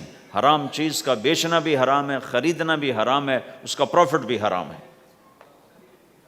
جس گھر میں حرام پیسہ جائے گا وہاں سکھ کبھی نہیں آئے گا. چیزیں آ جائیں گی، چین نکل جائے گا. 1960 کی دہائی میں ایک پاکستان کا افسر تھا، اس نے 1960 میں لوگوں کے پاس 100 روپے مشکل سے ہوتے تھے، اس نے اس زمانے میں کروڑوں روپے جمع کیے رشوت سے. بہت بڑی پوسٹ پر تھے. جب وہ مر گیا، ایک دن اس کا بیٹا کہہ رہا تھا کاش ہمارا باپ ہمارے لیے حرام کٹھا نہ کرتا تو کوئی خوشی کا دن ہم بھی دیکھ لیتے.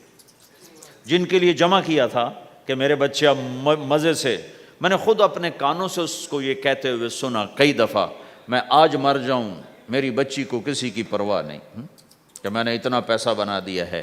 تو اسی کا بچہ یہ کہہ رہا تھا کاش ہمارا باپ ہمارے لیے حرام کٹھا نہ کرتا تو ہم بھی کوئی خوشی کا دن دیکھ لیتے. تو اللہ کے نبی نے فرمایا من امسا کالن بعمل یدہ امسا مغفور لہ، جو صبح سے شام تک حلال کمانے میں تھکتا ہے اور تھک کے واپس آتا ہے تو اس کے اس دن کے سارے گناہ اللہ معاف فرما دیتا. تو ہمارا بازار بھی دین ہے بھائی. پھر ہمارا گھر بھی دین ہے، گھر کی زندگی دین ہے. میرے نبی نے گھر کی زندگی سمجھائی. آپ اپنے گھر میں جھاڑو دے رہے ہیں، قاب قوسین کا ٹائٹل لے کر، مقام محمود کا ٹائٹل لے کر، ختم نبوت کا تاج سر پہ سجا کر، نبیوں کی سرداری کا صحرا باندھ کر آپ گھر میں جھاڑو دے رہے ہیں، اپنے کپڑے خود دھو رہے ہیں. 9 بیویاں ہیں، 9 اپنے کپڑے خود دھو رہے ہیں. کوئی پھٹ گیا ہے خود سی رہے ہیں، جوتا پھٹ گیا خود ٹھیک کر رہے ہیں. حضرت عائشہ رضی اللہ عنہ کو آٹا گوندنا نہیں آتا تھا، چھوٹی عمر تھی نا، تو ان کو آٹا گوند کے دیتے تھے. جب تک ان کو آٹا گوندنا نہیں آیا ان کو آٹا گوند کے دیتے تھے. ہمیں تو گھر کی زندگی بھی سمجھائی گئی ہے. اور ہمیں بتایا گیا کہ تو اگر اپنی بیوی کے منہ میں لقمہ ڈالتا ہے تو یہ بھی تیرے لیے صدقہ ہے۔ سب سے بہترین صدقہ وہ ہے جو تم اپنے بچوں پر خرچ کرو۔ پھر دنیا دکھوں کا گھر ہے، تو میں قربان جاؤں اپنے نبی پر، آگے آنے والے سارے زمانوں کو دیکھ کر بیان فرما گئے، بتا گئے۔ اور نے فرمایا مجھے بتاؤ جہاد میں خرچ کرنے سے بھی بہتر خرچ کون سا ہے؟ جہاد میں خرچ کرنا تو سب سے بہتر شمار ہوتا ہے۔ آپ نے کہا مجھے بتاؤ جہاد میں خرچ کرنے سے بھی بہتر کون سا خرچ ہے؟ تو صحابہ نے کہا جی ہم تو نہیں جانتے، ہم تو اسی کو سب سے بہتر جانتے ہیں۔ ہم نے کہا نہیں، اولاد کا ماں باپ پہ خرچ کرنا جہاد میں خرچ کرنے سے بھی بہتر ہے۔ یہ کیوں فرمایا؟ کہ آگے نظر آ رہا تھا کہ اولاد نافرمان نکلے گی، لاکھوں بچوں میں سے کوئی ایک اگر اللہ چاہے تو اس کے یہ کہنے پر وہ پلاٹ مسجد کے نام ہو گیا، واپس نہیں لے سکتا۔ کہ جی مفتی صاحب ٹھیک ہے، کیوں کہ اگر اللہ چاہے، اگر اللہ چاہے، اور اللہ تو چاہتا ہے کہ تم اس کے نام پر دو، من ذا الذی یقرض اللہ قرضا حسنا۔ ٹھیک ہو گیا؟ یہ بات سمجھ میں آ گئی؟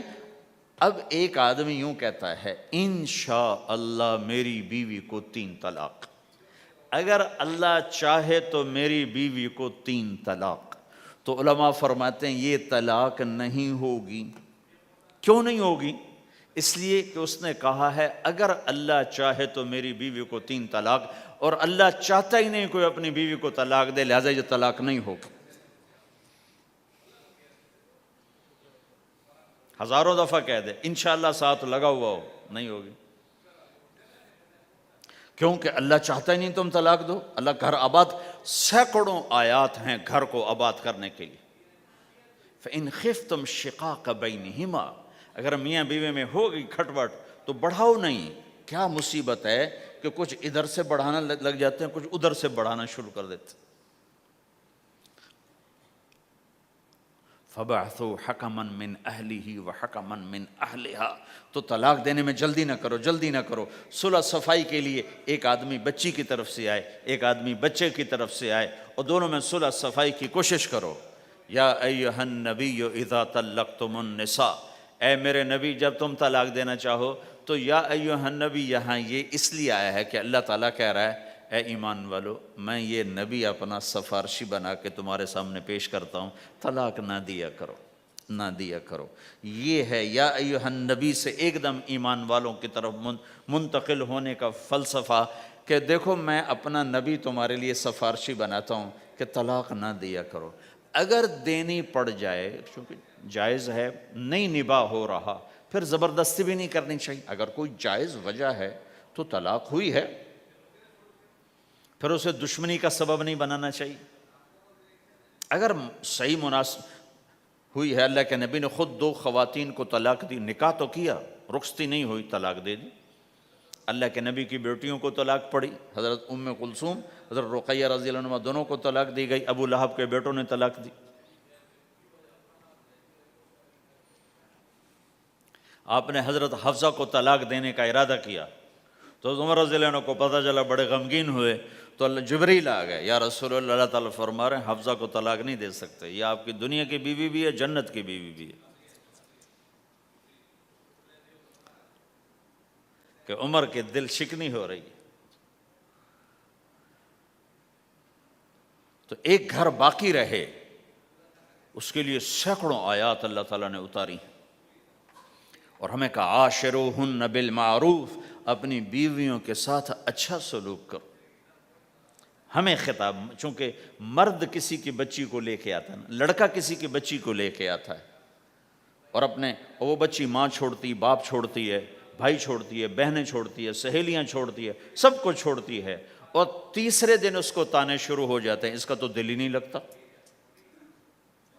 اور پہلے دن اپنی بیوی کو نصیحت دی جا رہے تھے، میری ماں کی خدمت کرنی ہے، میری کر نہ کر، میری ماں کی کرنی ہے، میرے ابا کی کرنی، میری بہنوں کی کرنی، کسی کے سامنے تم نے بولنا نہیں، کسی کے سامنے اف نہیں کرنا، بے وقوف اس سے محبت تو جتا پھرو، اس کے بعد جو کچھ کہے گا وہ کرے گا۔ پہلے دن ہی حکم، نہ تعلق بنا ہے، نہ محبت پیدا ہوئی ہے، اور نہ ابھی جوڑ بیٹھا ہے، اور پہلے دن حکم سنانے شروع کر دی۔ اس کے ذمہ نہ تیری ماں کی خدمت ہے، نہ تیرے باپ کی خدمت ہے، نہ تیری بہنوں کی خدمت، یہ ساری خدمت تو تیرے ذمہ ہے۔ ہمارا سسرال کا معاشرہ بڑا ظالم ہے، لاکھوں میں کوئی ایک گھر بچا ہوا تو الگ بات ہے، ورنہ میں تو دنیا پھری ہے، کیا دنیا دار کیا دیندار، سب ظلم ہی ظلم ہے۔ اتنی نیک عورتیں تہجد گزار مصلی سے اٹھتی نہیں، تسبیح ہاتھ میں ہے، لیکن جب وہ ساس بنتی ہیں تو ایسا ظلم ان کے اندر سے نکلتا ہے کہ کانپ اٹھتے ہیں در و دیوار۔ جب عورت ماں ہوتی ہے تو اس کے روئیں روئیں سے محبت کے چشمے پھوٹتے ہیں، وہی عورت جب ساس بنتی ہے تو ایک دم ظلم کی تصویر بن جاتی، اسے اپنی بہو میں کوئی خوبی نظر ہی نہیں آتی، عیب ہی عیب نظر آتے ہیں، اپنے بیٹے کو بھڑکاتی رہتی یہ کرتی ہے، اور ویسے بے وقوف ہیں، کوئی ماں کی وجہ سے بیویوں کو تباہ کر دیتے ہیں، کوئی بیویوں کی وجہ سے ماؤں کو تباہ کر دیتے ہیں، یہ دونوں ظلم ہیں۔ ماں کی وجہ سے بیوی پہ زیادتی نہ کرو، بیوی کی وجہ سے ماں پہ زیادتی نہ کرو، بیوی کا اپنا مقام ہے، ماں باپ کا اپنا مقام ہے، بہنوں کا اپنا مقام ہے۔ 100% شکایات جھوٹی ہوتی ہیں، سب جھوٹ ہوتا ہے۔ اس لیے میرے رب نے دستور بتایا، ان جاءکم فاسق بنبأ فتبینوا، جب کسی کی خبر سنو، کوئی کمی کوتاہی سنو، اول تو سنو نہیں، اگر سننی پڑ جائے تو تحقیق کر لو، تحقیق کر لو۔ قاضی ایاس کے پاس آئے، ایک شخص آیا روتا ہوا، ہائے مر گیا، ہائے مر گیا، تو ان کے ساتھ ایک آدمی بیٹھے تھے، کہنے لگے حضرت اس کا قضیہ جلدی سے سن لیں، بیچارہ بڑا مظلوم لگتا ہے۔ کہنے لگے چپ کر، یوسف علیہ السلام کے بھائی بھی رات کو روتے ہوئے باپ کے پاس آئے تھے، ہر رونے والا مظلوم نہیں ہوتا، ہر رونے والا مظلوم نہیں ہوتا۔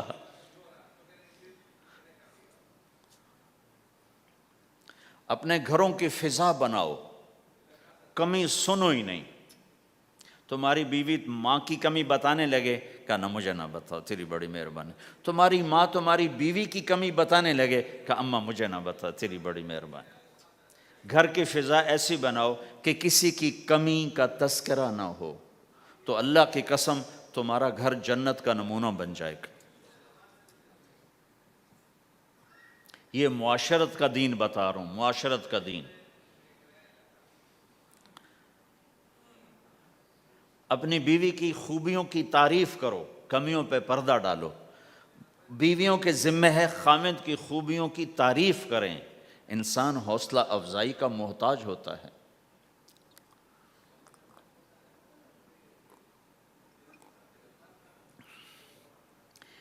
ایک بزرگ ہے اپنے کسی مرید کے گھر، تو وہاں انہوں نے کھانا کھایا، کھانا ان کو پسند آیا، کہنے لگے اپنی بیگم کو پردے میں بلاؤ۔ تو انہوں نے اپنی بیگم کو پردے میں بلایا، کہا بیٹی میں نے تیرا ہاتھ کا کھانا کھایا، بہت مزیدار تھا، اللہ تمہیں جزائے خیر دے، تم نے بہت اچھا پکایا۔ تو وہ زار و قطار رونے لگی۔ تو انہوں نے پوچھا بیٹی کیا ہوا؟ میں نے تو کوئی ایسی بات نہیں کی۔ کہ نہیں حضرت آپ کی بات پہ رونا نہیں آیا، رونا اس پر آیا ہے کہ 30 سال سے میں اس شخص کے ساتھ رہ رہی ہوں، کبھی ایک دفعہ اس نے میرے ہاتھ کے پکے کی تعریف نہیں کی۔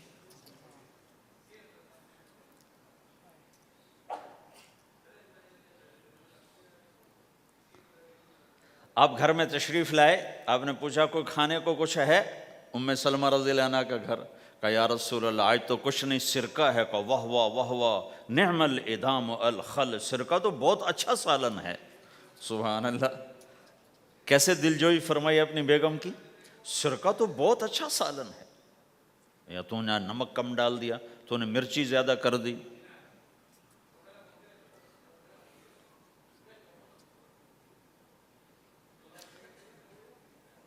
ہم رائمنڈ میں پڑھتے تھے نا، تو پکانا ہمارے ذمہ ہوتا تھا، تو ہمیں پتا کہ پکاتے ہوئے کیا گزرتی۔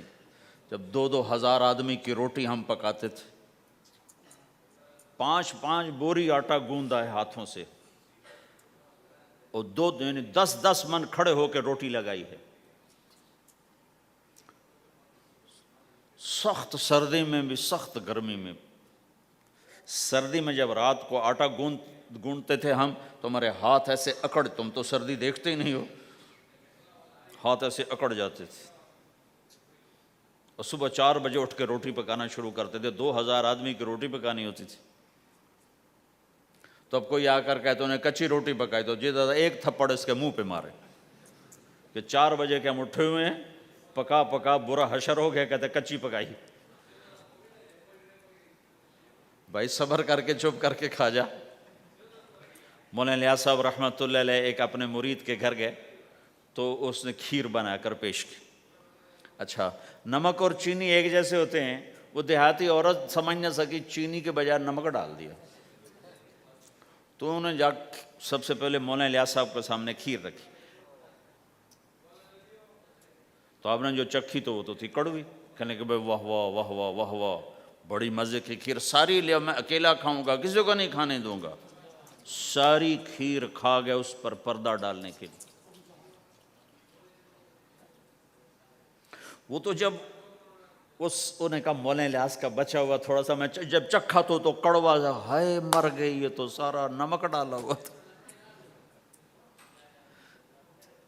ایک دفعہ ہماری جماعت چنیوٹ میں تھی، تو ہمارے ساتھیوں نے چائے بنائی، تو وہ اندھیرا سا تھا تو چینی کے بجائے نمک ڈال دیا اور دسترخوان پہ لے آئے، سب پی رہے، واللہ میں آنکھوں سے دیکھا بتا رہا ہوں، مولانا الیاس کا تو سنا بتا رہا ہوں، کسی ایک نے نہیں کہا کہ یہ کڑوی ہے، چپ کر کے پی رہے، چپ کر کے پی رہے، کسی ایک نے نہیں کہا۔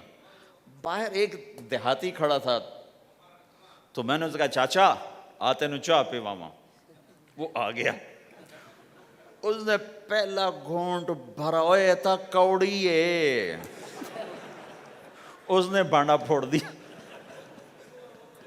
پھر سارے ساتھی ہنس پڑے کہ چاچا ہم نے تو پردہ ڈالنے کی کوشش کی تھی خدمت والوں پر تو نہیں پردہ چاک کر دیا، بانڈا پھوڑ دیا۔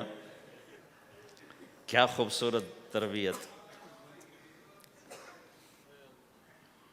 8 سال ہم نے دیگیں پکائی ہیں اور روٹیاں پکائی ہیں رامین میں پڑھتے ہوئے، تو پکانے والا کتنا کھپتا ہے۔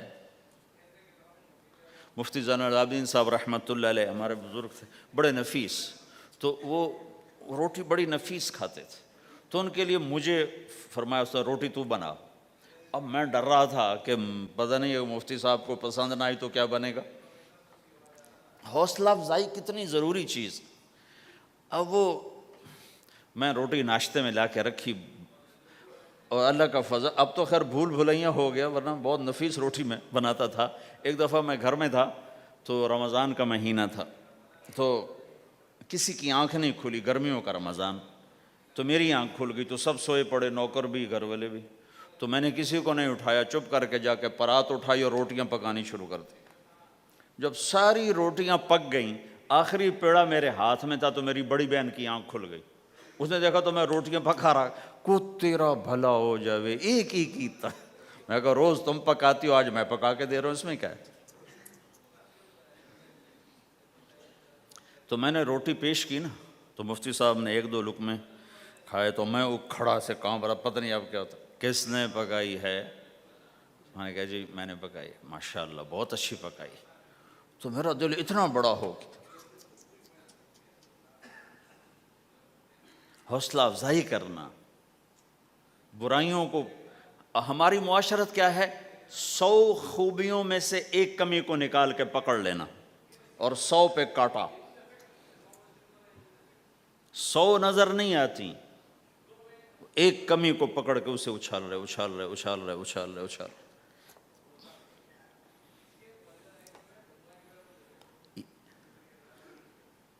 یہ گھر کا دین ہے، گھر کا دین ہے، یہ گھر کی معاشرت ہے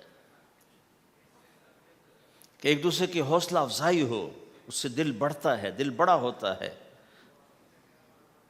حضرت عائشہ رضی اللہ عنہ چھوٹی عمر کی ہیں، تو آپ جہاد سے واپس آ رہے ہیں، جہاد سے، تو آپ نے صحابہ سے کہا آگے چلے جاؤ، سارے سب آگے چلے گئے اور نظروں سے غائب ہو گئے۔ تو اب خود اللہ کے نبی کہہ رہے ہیں عائشہ میرے ساتھ دوڑ لگاؤ گی؟ دوڑ لگائیں؟ تو حضرت عائشہ نے کہا لگاؤں گی؟ سبحان اللہ، سارے عالم کا ہادی تمہیں گھر کی زندگی بتا رہا ہے کہ گھر میں زندگی کیسی ہوتی۔ یہ مولوی صاحب چاہتے ہیں فتوے سے گھر چلاؤں، فتوے سے تھوڑا ہی چلتا ہے، وہ تو محبت سے چلتا ہے۔ تو فرمانا کہ ہم نے دوڑ لگائی تو میں آگے نکل گئی، اللہ کے نبی پیچھے رہ گئے۔ پھر کچھ عرصہ گزرا تو آپ ایک جہاز سے واپس آ رہے تھے، آپ نے صحابہ سے کہا تم سب آگے چلے جاؤ، سب آگے چلے گئے، نظروں سے اوجھل ہو گئے، غائب ہو گئے۔ تو پھر آپ نے کہا عائشہ دوڑ لگاؤ گی؟ کہا جی لگاؤں گی۔ پھر ہم نے دوڑ لگائی تو فرمانے لگے ان دنوں میں ذرا موٹی ہو گئی تھی، تو اللہ کے نبی مجھ سے آگے نکل گئے، تو آپ نے کہا ہذہ بتلک، کہ اب تیرا میرا حساب برابر ہو گیا، پہلے تو جیت گئی تھی، آج میں جیت گیا۔ حضرت عائشہ رضی اللہ تعالیٰ عنہ کو لقمے بنا کے کھلاتے تھے، بڑی بڑی بوٹیاں کھانے کا رواج تھا عربوں میں، بڑی بڑی بوٹیاں بناتے تھے، چھوٹی چھوٹی بوٹی نہیں ہوتی تھی۔ تو حضرت عائشہ رضی اللہ عنہ نے مثلا بوٹی اٹھائی، کبھی کبھی گھر میں مہینے میں ایک آدھ دفعہ گوشت بنتا تھا، تو آپ بوٹی اٹھا کر ایسے کھاتی نوچتی، تو ساری تو ایک دم کھائی نہیں جاتی تو رکھ دیتی تھیں۔ تو اللہ کا نبی وہی بوٹی اٹھاتے تھے اور حضرت عائشہ کو دکھا کر جہاں سے انہوں نے کھایا ہوتا تھا وہاں سے کھاتے تھے ایسے۔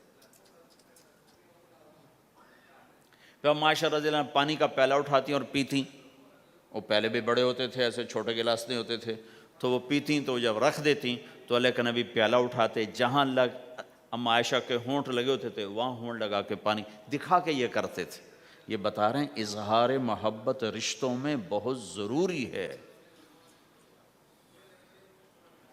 اظہار ضروری، بھائی کو بتاؤ میں تیرا بھائی ہوں، اس کے سامنے اظہار محبت ضروری ہے، بیوی سے اظہار محبت ضروری ہے، بیوی کا خاوند سے اظہار ضروری ہے، ماں باپ سے اظہار ضروری ہے۔ یہ سارے وہ رشتے ہیں جن کو میرے نبی نے قرآن سنو ماں باپ کے لیے وَخْفِضْ لَهُمَا جَنَاحَ الذُّلِّ مِنَ الرَّحْمَةِ وَقُلْ رَبِّ ارْحَمْهُمَا كَمَا رَبَّيَانِي صَغِيرًا۔ ہاں، ماں باپ کے لیے اپنے پر پھیلا دو، پر بچھا دو۔ کیوں بھائی؟ انسان کے پر ہوتے ہیں یا بازو ہوتے ہیں؟ کیوں جی؟ بولو بھائی۔ باجو، تمہاری گجراتی میں بولوں نا، باجو، باجو ہوتے ہیں نا، پر تو نہیں ہوتے نا، لیکن اللہ کہہ رہا پر بچھا دو، اپنے ماں باپ کے لیے پر بچھا دو۔ پر بچھانے کا کیا مطلب؟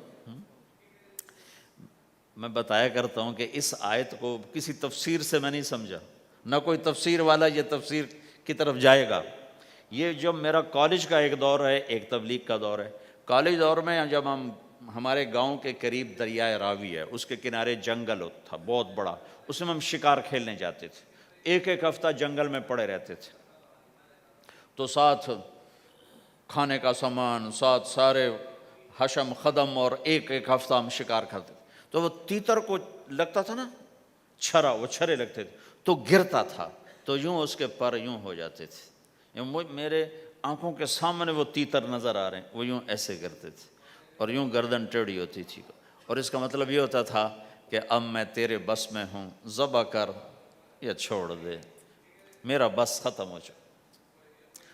تو آئے ہائے ہائے، قربان جاؤں قرآن کی خوبصورتی پر۔ میرا رب کہتا ہے اپنے پروں کو بچھا دے ماں باپ کے آگے، جیسے زخمی پرندہ تیرے آگے بچھ جاتا ہے، کہ ذبح کر دو صاحب، بھون کے کھا یا کباب بنا کے کھا، اب تیرے حوالے ہوں، ایسے ہی ماں باپ کے آگے یوں ہو جا۔ کیا خوبصورت تعبیر کی ہے، لا تقل لہما اف، اون بھی نہ کر۔ آپ نے فرمایا کاش میرے والدین ہوتے، تمنا کی، 2 مہینے کے تھے ماں کے پیٹ میں تو باپ کا انتقال ہو گیا، یا اور نہیں تو میری ماں تو ہوتی، میری ماں تو ہوتی۔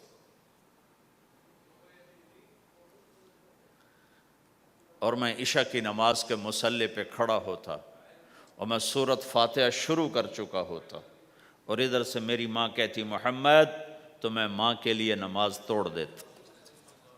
میں کہتا لبیک یا اماہ. حج کا سفر ہے، 63 سال عمر ہے، ماں کو فوت ہوئے 57 سال گزر چکے ہیں. آپ حاجیوں کے ساتھ ابوا سے گزرتے ہیں، 10 میل آگے بستی ہے، پہلے قبر آ جاتی ہے. آپ نے احرام باندھا ہوا ہے، سر ننگا ہے، اپریل کا مہینہ ہے، ماں کی قبر سے گزرے. 57 سال میں آدمی کیا کچھ نہیں بھول جاتا، لیکن میرے نبی کے دل کا زخم اسی طرح بھرا نہیں ہے، اسی طرح تازہ ہے. آپ اونٹنی سے اتر گئے اور ماں کی قبر کے سرانے آ کے یوں بیٹھے، گھٹنے اٹھائے اور ہاتھ یہاں رکھے اور سر دیا گھٹنوں میں ایسے، اور یوں سر نیچے کر کے جو روئے ہیں جیسے چھوٹے بچے روتے ہیں. آپ نے دیکھا چھوٹے بچے گھروں میں ایسے روتے ہیں، ایسے. ہم بھی بہت روئے اس طرح منہ گھٹنوں میں دے کر، تو میرے نبی گھٹنوں میں منہ دے کر جوں روئے جوں روئے جوں روئے، کئی گھنٹے روتے رہے. سن 2000 میں حضرت آمنہ کی قبر کی زیارت کے لیے پہنچا. ڈھونڈتے ڈھونڈتے اللہ نے پہنچایا، ایک رہبر کو ساتھ لیا. وہ پہاڑوں کے اندر وہ قبر ہے، تو وہ اندر ہمیں لے گیا. راستہ کوئی نہیں تھا، جس کو پتہ ہو وہ پہنچا سکتا ہے، ویسے کوئی نہیں جا سکتا. ہو کالے پہاڑ، چھوٹے چھوٹے، کانٹے دار جھاڑیاں. ایک پہاڑی ہوگی اتنی اونچی جتنی آپ کی چھت ہے، اس کے اوپر باقی پہاڑ تو ایسے تھے، نوک نکلی ہوئی، وہ اوپر فلیٹ تھا، کوئی 10 بائی 10 تقریباً. وہاں میرے نبی کی ماں آرام کر رہی تھی. تو میں نے چاروں طرف دیکھا تو 2000 یعنی صرف 12 سال پہلے جنگل، ویرانہ، وحشت. 1400 سال پہلے یہاں کیا ہوگا. میں اللہ کی بے نیازی سے کانپ رہا تھا کہ میرے رب، جس کی خاطر تو نے کائنات بنائی، یہاں اس جنگل میں اس پہ اتنا امتحان ڈالا، وہ بھی 6 سال کی عمر میں. باپ دیکھا نہیں، بہن کوئی نہیں، بھائی کوئی نہیں، خالہ کوئی نہیں، کوئی ساتھی کوئی نہیں. 3 دن بعد یہ موت آتی تو مکے میں آتی تو کئی سینے سے لگاتے.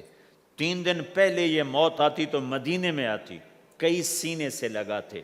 مدینے سے بھی نکالا اور مکے سے بھی دور کیا، اور جنگل کے اندر صرف 25 سال کی عمر میں اماں آمنہ رضی اللہ تعالیٰ عنہ پہ موت نے وار کیا. اور اللہ کے نبی گھبرا گئے. 6 سال کے بچے کو سمجھ میں نہیں آ رہا کہ یہ کیا ہو رہا ہے. حضرت آمنہ بول نہیں پا رہے. مجھے لگتا ہے غالباً ہارٹ اٹیک ہوا ہوگا. 3 افراد، والدہ، خادمہ ام ایمن اور میرے نبی. اور حضرت آمنہ یوں تڑپ رہی تھی، ایسے پہلو بدل رہی تھی، تڑپ رہی تھی، اور آپ سہمے ہوئے بیٹھے تھے اور سمجھ میں نہیں آ رہا تھا ہوا کیا ہے. پھر حضرت آمنہ نے آخر میں اپنے آپ کو، ہارٹ اٹیک میں بولا نہیں جاتا، مجھے ہوا تھا تو مجھے پتا ہے بولا نہیں جاتا. آخر بجھتی شمع بھڑکی کا بیٹا، ہر زندہ نے مرنا ہے، ہر جوانی نے ڈھلنا ہے، اور لگتا ہے میرے جانے کا وقت آ چکا ہے. ولد تو طہرن، تو ایسا پاک ہے کہ تیرے ذریعے سے سارا عالم پاک ہوگا. اور شمع بجھی اور چھوٹا سا معصوم بچہ ماں کے سینے پر سر رکھ کے جو رویا ہے. کاش تم اس جگہ پہ ہوتے. اس خوبصورت ملک میں تم ابوا کو کیسے جانو، اور میں تمہیں کیسے بتاؤں. میں ہزاروں دفعہ یہ قصہ سنا چکا ہوں. مجھے ہر دفعہ رونا آتا ہے کہ میں وہاں اپنے آپ کو محسوس کرتا ہوں کہ ہائے، یہاں اس جگہ اتنا بڑا امتحان، اور صرف 6 برس کا. کون وہاں قبر بنانے آیا؟ کوئی گزرے ہوں گے، ویسے تو کسی کے بس میں نہیں وہاں قبر بنانا. جب پہاڑ سے نیچے اترے تو ہمارے نبی پھر بھاگے. جب ام ایمن اوپر پہنچی ہیں تو کیا منظر تھا کہ ابوا کے پہاڑ بھی روئے اور زمین آسمان بھی روئے، اور ہر پتھر رویا کہ کہ 6 سال کا معصوم بچہ 2 جہان کا سردار ہے، جنت کا چابی بردار ہے، اللہ کا جھنڈا ان کے ہاتھ میں ہوگا، شفاعت ان کی کہ طفیل حساب ہوگا، ان کی شفاعت کے ساتھ پل پار ہوگا، ان کے صدقے جنت کا دروازہ کھلے گا، ان کے صدقے جنت میں داخلہ ہوگا، ان کے صدقے گناہوں کی معافی ہوگی۔ اور اتنی بڑی ہستی وَالضُّحَىٰ وَاللَّيْلِ إِذَا سَجَىٰ کا ٹائٹل لینے والا، وَمَا أَرْسَلْنَاكَ إِلَّا كَافَّةً لِلنَّاسِ بَشِيرًا وَنَذِيرًا کا ٹائٹل لینے والا 6 سال کا بچہ۔ مجھے دیکھو، ماں کی قبر سے لپٹ کے ماں کی قبر کو سینے سے لگایا ہوا تھا اور اس کے اوپر لیٹے ہوئے تھے۔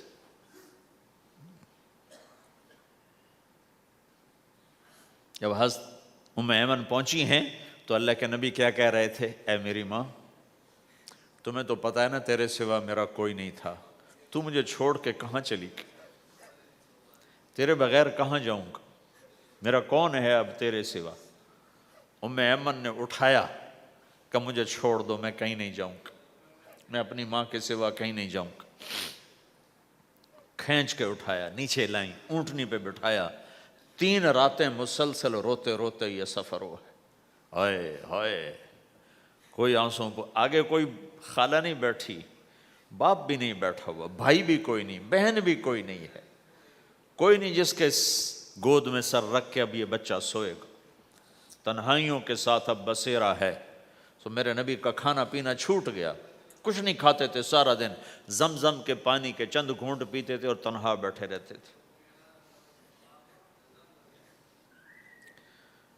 تو اس پر آپ نے یہ کہا، کاش میری ماں ہوتی تو میں ایسی خدمت کرتا کہ اس کے پیچھے نماز بھی توڑ دیتا۔ تو ماں باپ کا ایک مقام ہے جو دین بتاتا ہے بھائی، صرف پیسہ ہی بنانا سب کچھ نہیں ہے، اور بھی دکھ ہیں زمانے میں محبت کے سوا، راحتیں اور بھی ہیں وصل کی راحت کے سوا۔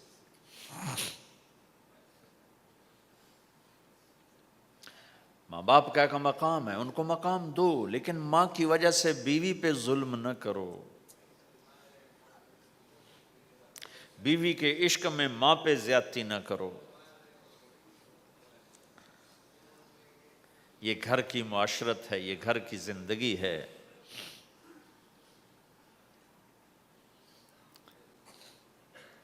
حضرت نعمان بن حارثہ بن نعمان 2 صحابہ کے بارے میں آتا ہے کہ جیسی انہوں نے ماں کی خدمت کی اور کسی نے نہیں کی، ایک حضرت عثمان، ایک حارثہ بن نعمان۔ حارثہ بن نعمان کے بارے میں تو آپ نے کہا میں جنت میں گیا تو میں نے قرآن کی تلاوت سنی، تو میں نے کہا یہ کون تلاوت کر رہا ہے؟ کہا جی حارثہ۔ کہا حارثہ تو مدینے بیٹھا ہے، یہاں تلاوت کیسے؟ تمہیں سنانے کے لیے کتنا بڑا سپیکر لگا ہوا ہے، اس 7ویں آسمان پر جنت ہے۔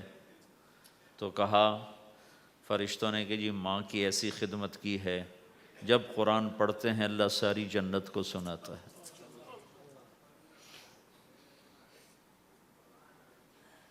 تو جن کے والدین یہاں ساتھ ہیں وہ انہیں غنیمت جانو، ان کی خدمت کرو۔ لیکن میں بار بار اس لیے بتا رہا ہوں کہ یہ پہلو میں بہت کمی زیادتی ہے کہ ماں باپ یا ماں کی وجہ سے بیوی پہ زیادتی نہ کرو، چونکہ ساس کو میں نے رحم دل نہیں دیکھا، چاہے وہ تہجد گزار ہو، چاہے وہ روزے دار ہو، چاہے وہ حج عمرے کرتی ہو، چاہے سارا دن تسبیح اس کے ہاتھ میں ہو، میں نے کسی ساس کو رحم دل نہیں دیکھا، چونکہ یہ اخلاق سیکھے ہی نہیں ہیں، سکھائے ہی نہیں ہیں کسی نے۔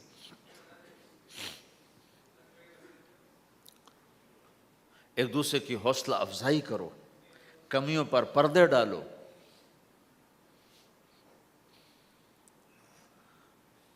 اپنے گھروں میں تم پرائے دیس میں اولاد کو وقت دو، اولاد کو ٹائم دو۔ دین سکھانے کے لیے سب سے پہلا مدرسہ ماں باپ ہیں، تربیت کی پہلی جو مجلس ہے وہ ماں باپ ہیں۔ اگر ماں باپ ٹائم دیتے رہیں گے تو اولاد کے اندر دین آئے گا۔ اگر ماں باپ نے ٹائم نہ دیا، دو جہان کے سردار ہیں، اپنے بچوں سے کیسے گھل ملے ہوئے ہیں. آپ حسن حسین دونوں کو کھڑا کرتے. جعفر رضی اللہ عنہ جوانی میں شہید ہو گئے تھے، ان کے 3 بیٹے عبداللہ اون محمد، ان کو کھڑا کرتے، پھر خود ایسے بیٹھ جاتے. ہاں بھائی، جو مجھے پکڑے گا اس کو انعام ملے گا، سب سے پہلے جو مجھے ہاتھ لگائے گا اس کو انعام ملے گا. تو 5 بچے دوڑ لگاتے، کوئی سر پہ چڑھتا، کوئی گود میں، کوئی کمر پہ، ہر کوئی کہتا میں نے پہلے ہاتھ لگایا، میں نے پہلے ہاتھ لگایا ہے. یہ 2 جہان کے سردار اپنے بچوں کے ساتھ تمہیں زندگی سکھا رہے ہیں. فرض نماز، نفل نہیں بھائی، فرض با جماعت نماز ہو رہی. اور حضرت زینب کی بیٹی امامہ کو یہاں بٹھایا ہوا فرض نماز میں. اور نبی کی نماز میں تو کوئی فرق نہیں پڑتا، ہماری نماز تو ٹوٹ جائے گی، نبی کی نماز میں تو کوئی فرق نہیں پڑتا. پھر جب آپ رکوع میں جاتے تو ان کو بٹھا دیتے، سجدہ کر کے اٹھنے لگے پھر اٹھا کے یہاں بٹھا کے پھر نماز شروع کر دیتے. ذرا تمہیں سکھانے کے لیے ہے. آپ سجدے میں گئے، فرض، تو حسن رضی اللہ عنہ کمرے سے نکلے اور دوڑتے ہوئے کہ اللہ کے نبی کی کمر پہ چڑھ گئے. تو آپ نے سجدہ لمبا کر دیا. جب لمبا زیادہ ہو گیا تو صحابہ ڈر گئے، یہ کیا ہو گیا؟ تو پہلی صف والوں نے ذرا یوں اٹھا کے سر اٹھا کے دیکھ چکر کیا ہے.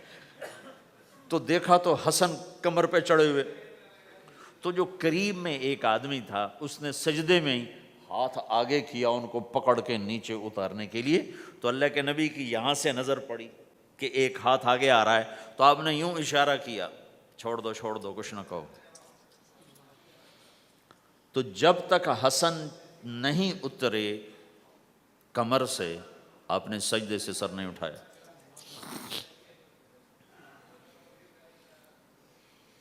میرے نبی نے کہا اکرموا اولادکم، اپنی اولاد کو عزت دو ورنہ یہ باغی ہو جائیں گے. اور یہاں تو ویسے ہی ماں باپ کا پتہ نہیں کسی کو ماں باپ کسے کہتے ہیں، بہن بھائی کی یہاں رشتوں کا تو کسی کو پتہ کوئی نہیں کہ رشتے کی قدر کیا ہے. بھائی آپس میں دنیا پہ نہ لڑو، چھوڑ دو، لڑو نہیں کہ بھائی لے جا. کسی کا حق کسی نے کھا لیا ہے تو ضائع نہیں ہوگا، ملے گا واپس. صرف یہیں تو پاناما ہی تو زندگی نہیں، آگے بھی تو آ رہی. میرے نبی نے ایک عجب اصول بتایا. آپ نے مدینے والوں سے فرمایا میرے بعد تمہیں تمہارا حق نہیں ملے گا، تم کیا کرو گے؟ انہوں نے کہا جی ہم تلوار اٹھائیں گے، اپنا حق وصول کریں گے. تو آپ نے فرمایا میں تمہیں اس سے بہتر بات بتاؤں، اس سے بہتر بتاؤں؟ کہا جی کیا؟ کہا تم حق چھوڑ دینا، اس کے لیے لڑنا نہیں. ہم مانگو نہیں ملتا، لڑنا نہیں، چھوڑ دینا، لڑائی سے بچنا، چھوڑ دینا. اور قیامت کے دن حوض کوثر پہ مجھ سے آ کے ملاقات کر لینا، میں اللہ سے سارے پورے کروا کے دے دوں گا. جب تمہارا وکیل ہو محمد مصطفیٰ جی صلی اللہ علیہ وسلم اور جج ہو اللہ، تو کیسا فیصلہ آئے گا؟ یہاں تم کتنا کو لے لو گے ڈالر میں، پلاٹ میں کتنا لے لو گے؟ ہاں لو، اپنا حق نہ چھوڑو، لیکن اگر لڑائی ہو رہی ہے تو پھر چھوڑ دو، چلو لے جاؤ، میں رشتہ قربان نہیں کروں گا، چیز قربان کر دوں گا. اللہ تمہاری نسلوں کو یہاں بھی نحال کرے گا. آگے انتظار کرو، اللہ کے نبی حوض کوثر پہ تمہارے انتظار میں ہے. آ جاؤ، جن کے حق مارے گئے آ جاؤ، آج میں اللہ سے لے کر دیتا ہوں. اور آخری بات کرتا ہوں، بات ختم کرتا ہوں. ان ساری گھر کی زندگی، بازار کی زندگی، میاں بیوی کی زندگی، ماں باپ کے ساتھ، بیوی کے ساتھ، بیوی کا خامند کے ساتھ، بھائی کا بھائی کے ساتھ، بہن کا بھائی کے ساتھ، ان سارے رشتوں میں اور آپ کا آپس میں آپ مختلف لوگ بیٹھے ہوئے ہو، آپ سب کا آپس میں یہ سب کچھ قائم ہو جائے جو میں کہنے کی کوشش کر رہا ہوں. آخری ایک بات کہتا ہوں. اللہ کے نبی نے فرمایا معاذ تمہیں سارے دین کا خلاصہ بتاؤں؟ افلا انبئک بملاک ھذا کلہ، معاذ میں تمہیں سارے دین کا خلاصہ بتاؤں؟ میں پھر کہتا ہوں معاذ میں تمہیں سارے دین کا خلاصہ بتاؤں؟ دین کا خلاصہ. انہوں نے کہا جی کیا ہے؟ یہ کب کی بات ہے؟ آپ تبوک کے سفر سے واپس آ رہے ہیں اور معاذ رضی اللہ عنہ پوچھتے ہیں یا رسول اللہ جنت میں جانے کا راستہ تو بتائیں۔ تو آپ فرماتے ہیں نماز قائم کر، زکوٰۃ دے، روزے رکھ۔ روزہ ڈھال ہے، صدقہ گناہوں کو مٹاتا ہے، رات کا قیام اللہ تعالیٰ کی بارگاہ میں اللہ کی رضا کی خاطر جنت کے دروازے کھلواتا ہے۔ ایک لمبی نصیحت ہے، پورا دین اس میں سمجھاتے ہیں۔ پھر آپ نے آخر میں کہا معاذ اب میں تمہیں سارے دین کا خلاصہ بتاؤں؟ تو انہوں نے کہا جی وہ کیا ہے؟ تو مجھے دیکھو سارے، تو آپ نے یوں کیا،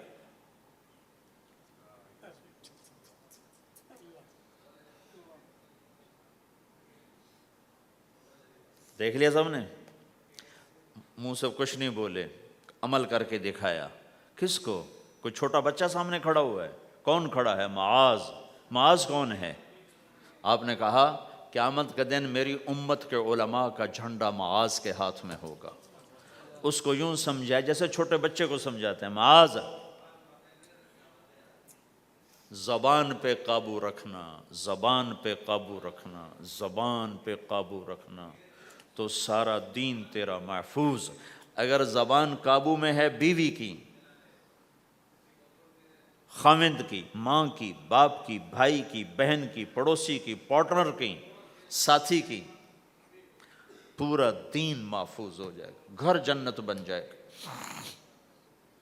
زبان اگر تیز ہو گئی تو بس سارا دین برباد۔ دین میں بچے گا ہی کچھ نہیں اگر زبان پہ قابو نہیں تو۔ میرے پاس وکیلوں کا وفد آیا، ہم جماعت میں تھے مظفر آباد، تو میں نے آدھا گھنٹہ بات کی، کہا جی آپ کی بہت نصیحتیں سنی ہیں، آخر میں کوئی ایک نصیحت کر دیں۔ تو میں نے کہا یہ، کہ نہیں یہ نہیں، کوئی اور نصیحت کرے۔ یہ بڑا مشکل کا، ایک تو یہی ہے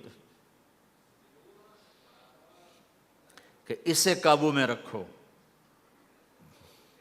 ایک میٹھا بول دلوں کو خرید لیتا ہے اور ایک کڑوا بول زندگی میں زہر گھول دیتا ہے۔ میں اور آپ کیا حیثیت رکھتے ہیں؟ میرے نبی کی خدمت میں پیش ہوئے ابو سفیان بن حارث اور عبداللہ بن ابی امیہ، ایک پھوپھی کا بیٹا، ایک تایا کا بیٹا۔ ابو سفیان تایا کا بیٹے، عبداللہ بن ابی امیہ پھوپھی کے بیٹے۔ کہا ہم آئے ہیں، اندر اطلاع بھجوائی، توبہ کرنے آئے ہیں، مسلمان ہونا چاہتے ہیں۔ تو آپ نے فرمایا مجھے ان کے اسلام کی کوئی ضرورت نہیں ہے، میں ان کو بیعت نہیں کروں گا۔ انہوں نے مجھے بڑا دکھ دیا ہوا ہے۔ طائف والوں سے زیادہ تھا، طائف والوں نے تو پتھر مار مار لہولہان کر دیا تھا۔ حضرت عائشہ نے پوچھا یا رسول اللہ سب سے زیادہ آپ نے دکھ کہاں دیکھا؟ کہا طائف کی وادی میں۔ لیکن جب وہ پتھر مارنے والے مدینے میں آئے تو آپ نے ان کا استقبال کیا۔ اب ایک پھوپھی کا بیٹا ہے، ایک تایا کا بیٹا، آپ کا نہیں، میں نہیں ملوں گا۔ کیوں؟ کہ ایک میرے بارے میں شعر کہا کرتا تھا اور میری برائی بیان کرتا تھا اشعار میں، اور ایک عبداللہ نے، ابو سفیان میرے بارے میں شعر کہتا تھا، پتھر نہیں مارا، زبان کا غلط استعمال۔ اور عبداللہ بن ابی امیہ نے مجھے حرم میں کہا تھا آسمان پہ چڑھ جا، 4 فرشتے لے کر آ، ان کے ہاتھ میں پیپر ہو، اس پر اللہ کی مہر ہو اور اللہ کی طرف سے لکھا ہو کہ محمد میرا رسول ہے، تو پھر بھی میں تیری نہیں مانوں گا۔ تو کہا یہ بات میرے سینے پہ ہے، میں نہیں ان کو ملوں گا۔ کڑوی بات تو نبی کا سینہ تنگ کر دیتی۔ تم بیوی سے بولو گے یا بیوی خامن سے بولے گی، یا بچے سے بولو گے بچہ آپ سے بولے گا، یا ماں باپ سے بولو گے ماں باپ آپ سے بولیں گے، بھائی سے بولو گے، ساتھی سے بولو، کیا حال ہوگا؟ کیا پیچھے بچے گا؟ تو میں قربان جاؤں حضرت ام سلمہ رضی اللہ تعالیٰ عنہ پر، انہوں نے بڑا عظیم کردار ادا کیا ہے 2 موقعوں پر۔ اس میں سے ایک موقع یہ ہے، انہوں نے کہا یا رسول اللہ ایک آپ کی پھوپھی کا بیٹا، ایک آپ کے تایا کا بیٹا، آپ تو دشمنوں کو معاف کر دیتے ہیں، یہ تو آپ کے اپنے ہیں، آپ معاف کر دیں ورنہ وہ ہلاک ہو جائیں گے۔ ام سلمہ کی سفارش پر پھر آپ نے ان دونوں کو اندر بلایا اور ان کو بیعت کیا اور ان کو کلمہ پڑھایا۔ زبان کا غلط بول کہاں تک اثر کرتا ہے۔ تو یہ میری آخری بات ہے، اپنی زبانوں پہ قابو. ہم انسان ہیں، ہو جائے گا، جب ہو جائے تو پھر معافی مانگو، معافی مانگو. نکاح ہے، ہاں، جب ہو جائے معافی مانگو. میٹھے بول کے عادی بناؤ کہ کسی کے ساتھ میٹھا بول دینا بھی صدقہ ہے.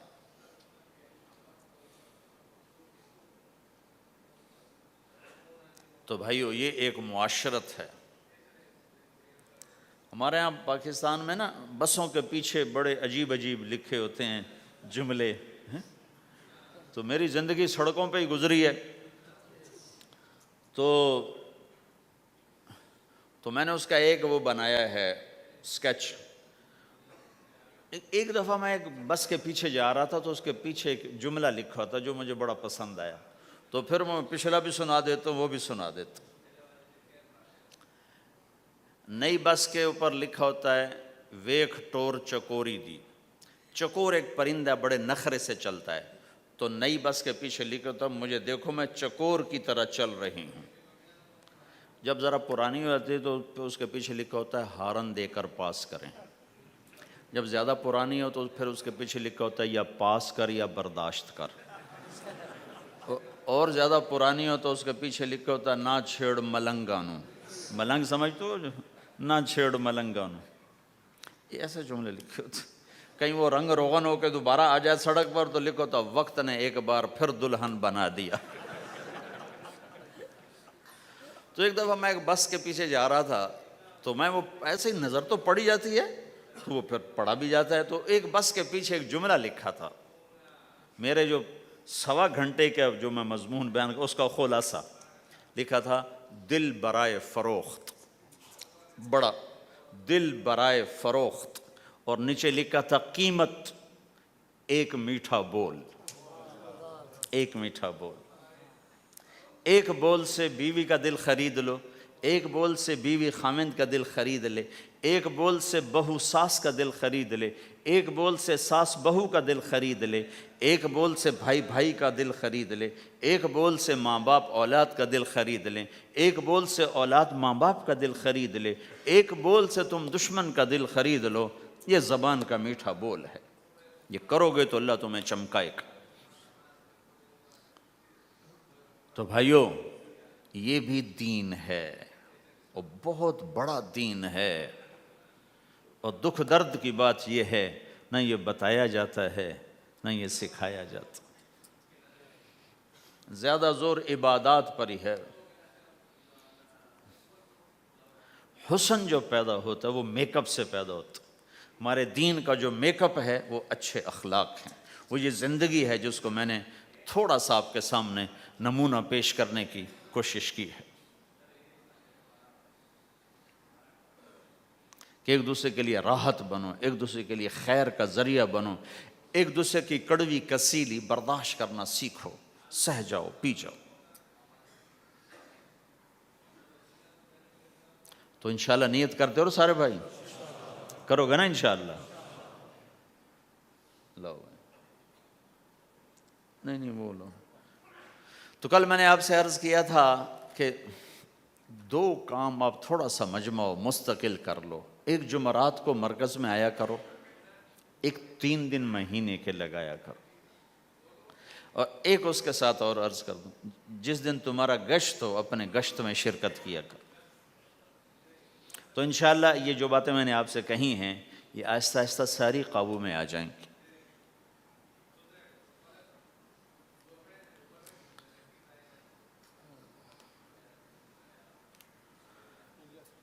صالحہ بنت محمد الیاس، اچھا احمد اسماعیل، یہ ہے. مہر کتنا ہے؟ $1700 نقد.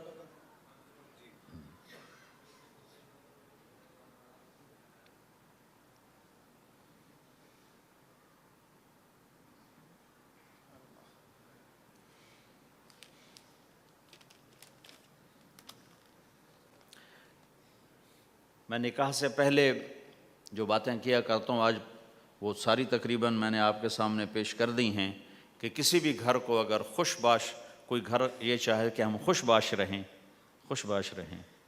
تو ایک دوسرے کی برائیاں دیکھنا چھوڑ دے، ایک دوسرے کی کمیاں پکڑنا چھوڑ دے، ایک دوسرے کو تانا دینا چھوڑ دے، ایک دوسرے کے عیب چھپائیں، اپنے گھروں میں غیبت نہ کریں، کسی کی برائی نہ کریں، اپنے بچوں کو بھی اس کا عادی بنائیں، نہ کسی کی کریں نہ کسی کی سنیں۔ میں نے اپنی زندگی میں بہت کم لوگ دیکھے ہیں جو اس چیز پہ عمل کرتے ہیں۔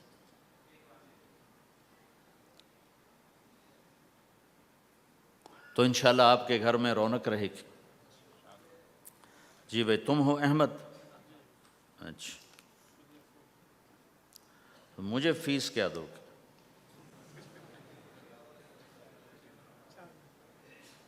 کیا کرتے ہو؟ کیا کرتے ہو؟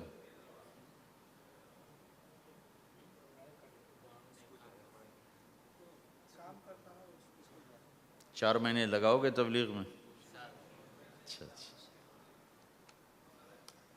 یہی فیس ہے میری، 4 مہینے تبلیغ میں لگا دوں۔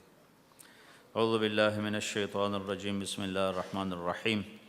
یا ایھا الناس انا خلقناکم من ذکر وانثی وجعلناکم شعوبا وقبائل لتعارفوا ان اکرمکم عند اللہ اتقاکم، وقال النبی صلی اللہ علیہ وسلم اعظم النکاح برکۃ ایسرہ مؤونہ او کما قال۔ جی بھائی، صالحہ بنت محمد الیاس کو 1700 امریکی ڈالر مہر معجل کے عوض تمہارے نکاح میں دیا، قبول کیا؟ اللہ جزائے خیر عطا۔ درود شریف پڑھو بھائی۔ اللہم لک الحمد کما انت اہلہ، فصل علی محمد کما انت اہلہ، وفعل بنا ما انت اہلہ، انک اہل التقوی و اہل المغفرہ۔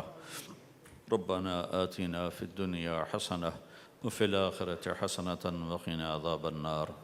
اللہم انا نسألک الہدی والتقی والعفاف والغنی۔ یا اللہ، یہ چھوٹا سا مجمع تیرے ماننے والوں کا، تیرے حبیب کی امت کا دور دراز دیس میں ہے، یا اللہ ان کی نسلوں کی حفاظت فرما، انہیں ضائع ہونے سے بچا، گم ہو جانے سے بچا، باہر کے گندے ماحول سے حفاظت فرما، باہر کی غلاظت سے محفوظ فرما، اچھا مسلمان بنا، اچھا شہری بنا، ہر روپ میں خوبصورت انسانیت کا پیکر بنا، ہر روپ میں یا اللہ عالی اخلاق والا بنا۔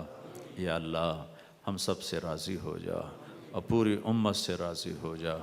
جن گناہوں کی وجہ سے تو ناراض ہوا اور امت کا سفینہ ڈوبا، وہ گناہ معاف کر دے، معاف کر دے، معاف کر دے۔ یا اللہ پوری انسانیت کو ایمان کے نور سے روشن فرما دے۔ یا اللہ پوری دنیا کے بسنے والوں کو اپنا تعلق عطا فرما دے۔ یا اللہ کلمہ پڑھنے والوں کو اپنی رضا والی زندگی عطا فرما دے۔ یا اللہ تو ہمارا مالک ہے، ہم تیرے بندے ہیں، تو نے سمجھایا ہم کوئی نہ سمجھے، تو نے روکا ہم کوئی نہ روکے۔ یا اللہ، یا اللہ آج تیری بارگاہ میں توبہ کرتے ہیں، ہماری توبہ قبول فرما لے، قبول فرما لے۔ یا اللہ تیرے ہی فضل سے یہ مسجدیں بنی، تیرے ہی فضل سے یہ آباد ہوئیں۔ یا اللہ تو یا اللہ ہم سے راضی ہو جا، ہم تیرے غصے کو سہ نہیں سکتے، برداشت نہیں کر سکتے۔ میرے مولا ہم سے تو دنیا کی آگ نہیں سہی جاتی، جہنم کی آگ برداشت کون کرے گا؟ یا اللہ میرے آقا ہمیں تو دنیا کی پولیس پکڑے تو ہم یا اللہ پریشان ہوتے ہیں، یا اللہ اگر جہنم کے فرشتوں نے پکڑ لیا تو ہمارا کیا بنے گا میرے مولا؟ یا اللہ جب تو میدان معاشر میں یہ صدا لگائے گا وَامْتَازُوا الْيَوْمَ أَيُّهَا الْمُجْرِمُونَ، آج مجرموں کو الگ کر دو۔ یا اللہ ہمیں مجرموں میں دھکا نہ دے دینا۔ اے کریم آقا تیری عزت کی قسم زندگی میں جھولی میں کچھ عمل نہیں، خالی ہاتھ ہیں، اور جھولی بھی پھٹی ہوئی ہے، کشکول بھی ٹوٹا ہوا ہے۔ یا اللہ پریشان ہیں کہ حشر کے میدان میں تیرا سامنا کیسے کریں گے میرے مولا، جب تیرے بڑے بڑے نیک بندے، بڑی بڑی نیک بندیاں، بڑے بڑے عمل لے کر آئیں گے، ہم کدھر کھڑے ہوں گے؟ یا اللہ نہ چھپنے کی جگہ ہے، نہ بھاگنے کی جگہ ہے، نہ کہیں دائیں بائیں ہونے کی جگہ ہے، پھر تیرے نبی کا سامنا بھی ہونا ہے، ہم ان کو منہ کیا دکھائیں گے میرے مولا؟ اے کریم آقا شرم ہی شرم ہے، یا اللہ مہربانی فرما دے، اس دن تو ہمارے ساتھ ستاری کا معاملہ فرما دے، یا اللہ ہمارے پاس اور کچھ نہیں ہے، ایک نسبت ہے اور تو نسبتوں کا قدردان ہے۔ تیرے نبی نے فرمایا تھا میرا جی چاہتا ہے میں اپنے بھائیوں کو دیکھوں، تو صحابہ نے عرض کی ہم آپ کے بھائی ہیں، تیرے نبی نے فرمایا تھا تم میرے بھائی نہیں ہو، میرے بھائی وہ ہیں جو مجھے دیکھے بغیر میرا کلمہ پڑھیں گے۔ یا اللہ اور تو کچھ نہیں ہے، تیرے نبی کو نہیں دیکھا، تیرے قرآن کو اترتے نہیں دیکھا، تیرے فرشتوں کو اترتے نہیں دیکھا، ہم نے تو چاروں طرف ننگی ننگ دیکھا ہے، اوریانی ہے، فحاشی ہی فحاشی ہے، ہر طرف میرے آقا گند ہی گند ہے، ایک قدم آگے چلتے ہیں 10 قدم پیچھے جا گرتے ہیں، صبح توبہ کرتے ہیں شام کو ٹوٹ جاتی ہے، شام کو کرتے ہیں صبح ٹوٹ جاتی ہے۔ میرے آقا باہر کا اندھیرا تو تیرے سامنے ہی ہے، کس طرح تیرے حکم ٹوٹ رہے ہیں، کس طرح میرے مولا تیرے دین میرے آقا قربان جاؤں تیرے حلم پر، تیرے درگزر پر میرے آقا، تو کتنا حلیم ہے۔ یا اللہ ہم تو اپنی اولاد کو دھکے دے کے باہر نکال دیں، اگر وہ ہماری نہ مانے تو کتنے حلم والا ہے۔ یا اللہ تیری دھرتی کو ہم نے گناہوں سے بھر دیا اور تو ہمیں مہلت دیتا رہا، تیرے پانی کہتے رہے اجازت دے ہم چڑھ جائیں تو انہیں روکتا رہا، تیری زمین کہتی رہی اجازت دے میں پھٹ جاؤں تو اسے روکتا رہا، تیرے فرشتے کہتے رہے اجازت دے ہم اتر جائیں تو انہیں روکتا رہا، تو ہماری توبہ کا انتظار کرتا رہا۔ تو آج ہم بھی آ گئے ہیں تیرے در پہ توبہ کرنے، یا اللہ تو بھی اپنی رحمت کی باہیں پھیلا دے میرے مولا، تو بھی کہہ دے اے میرے بندو مرحبا، تو بھی آج اعلان کر دے جاؤ میں نے معاف کر دیا۔ آج تو ایک دفعہ کہہ ہی دے یا اللہ، تو نے کہہ دیا ہوگا، تو نے یقیناً کہہ دیا ہوگا کہ جاؤ میں نے معاف کر دیا۔ اے کریم آقا، او ہمارے اللہ، اے محمد مصطفیٰ کے اللہ، اے ذوالجلال والاکرام اللہ، ہم سے تیری جہنم برداشت نہ ہوگی، ہم سے قبر کے اندھیرے برداشت نہ ہوں گے، ہم سے قبر کے سام بچھو سہے نہ جائیں گے۔ یا اللہ آج کہہ دے میں نے معاف کر دیا، آج کہہ دے، جبریل کو کہہ دے، آسمانوں میں اعلان فرما دے، یہ چھوٹا سا تیرے ماننے والوں کا مجمع، ان کے چھوٹے سے لے کر بڑے تک کو سب کو آج اعلان کر دے کہ جاؤ میں نے معاف کر دیا۔ ہمیں ایک دفعہ محبت سے دیکھ لے، عرشوں کے پردے ہٹا دے، آسمان کی تانے ہٹا دے، اور ہمیں محبت سے دیکھ، جیسے ماں بچے کو پیار سے دیکھتی ہے تو بچے کا دل باغ باغ ہو جاتا ہے، اس کا دل بڑا ہو جاتا ہے۔ یا اللہ جب وہ باہیں پھیلاتی ہے تو بچہ دوڑ کے ماں کی گود میں گرتا ہے۔ اے آقا اپنی رحمت کی باہیں پھیلا دے، اپنی رحمت کی چادر پھیلا دے، ہمیں اپنے اندر چھپا لے، اپنی رحمت کی چادر میں چھپا لے۔ یا اللہ ہم دکھوں کے مارے ہوئے، جیسے بچہ دکھی ہو کر ماں کی گود میں گرتا ہے اور رو رو کے اسے اپنے دکھڑے سناتا ہے، میرے آقا تیرے محبوب کی امت کا غم ہم تجھے سناتے ہیں، تو ہمارے حال پہ رحم فرما دے۔ یا اللہ دنیا بھی گئی آخرت بھی جا رہی ہے، اے کریم آقا ہم سے راضی ہو جا، راضی ہو جا، ہو جانا یا اللہ، ہو جانا یا اللہ، تو کہہ دے میں ہو گیا ہوں، کہہ دے میں ہو گیا ہوں۔ یہ مجمع اٹھنے سے پہلے بخشا جا چکا ہو، معاف کیا جا چکا ہو، درگزر کیا جا چکا ہو، تو نے کر دیا ہوگا میرے آقا، تو نے کر دیا ہوگا میرے آقا، تو ہم سب سے راضی ہو جا یا اللہ، راضی ہو جا۔ ربنا آتنا فی الدنیا حسنہ وفی الآخرۃ حسنۃ وقنا عذاب النار، وصلی اللہ تعالی علی النبی الکریم، آمین برحمتک یا ارحم الراحمین۔ السلام علیکم ورحمۃ اللہ وبرکاتہ۔ جی کیا ابھی طے نہیں ہے؟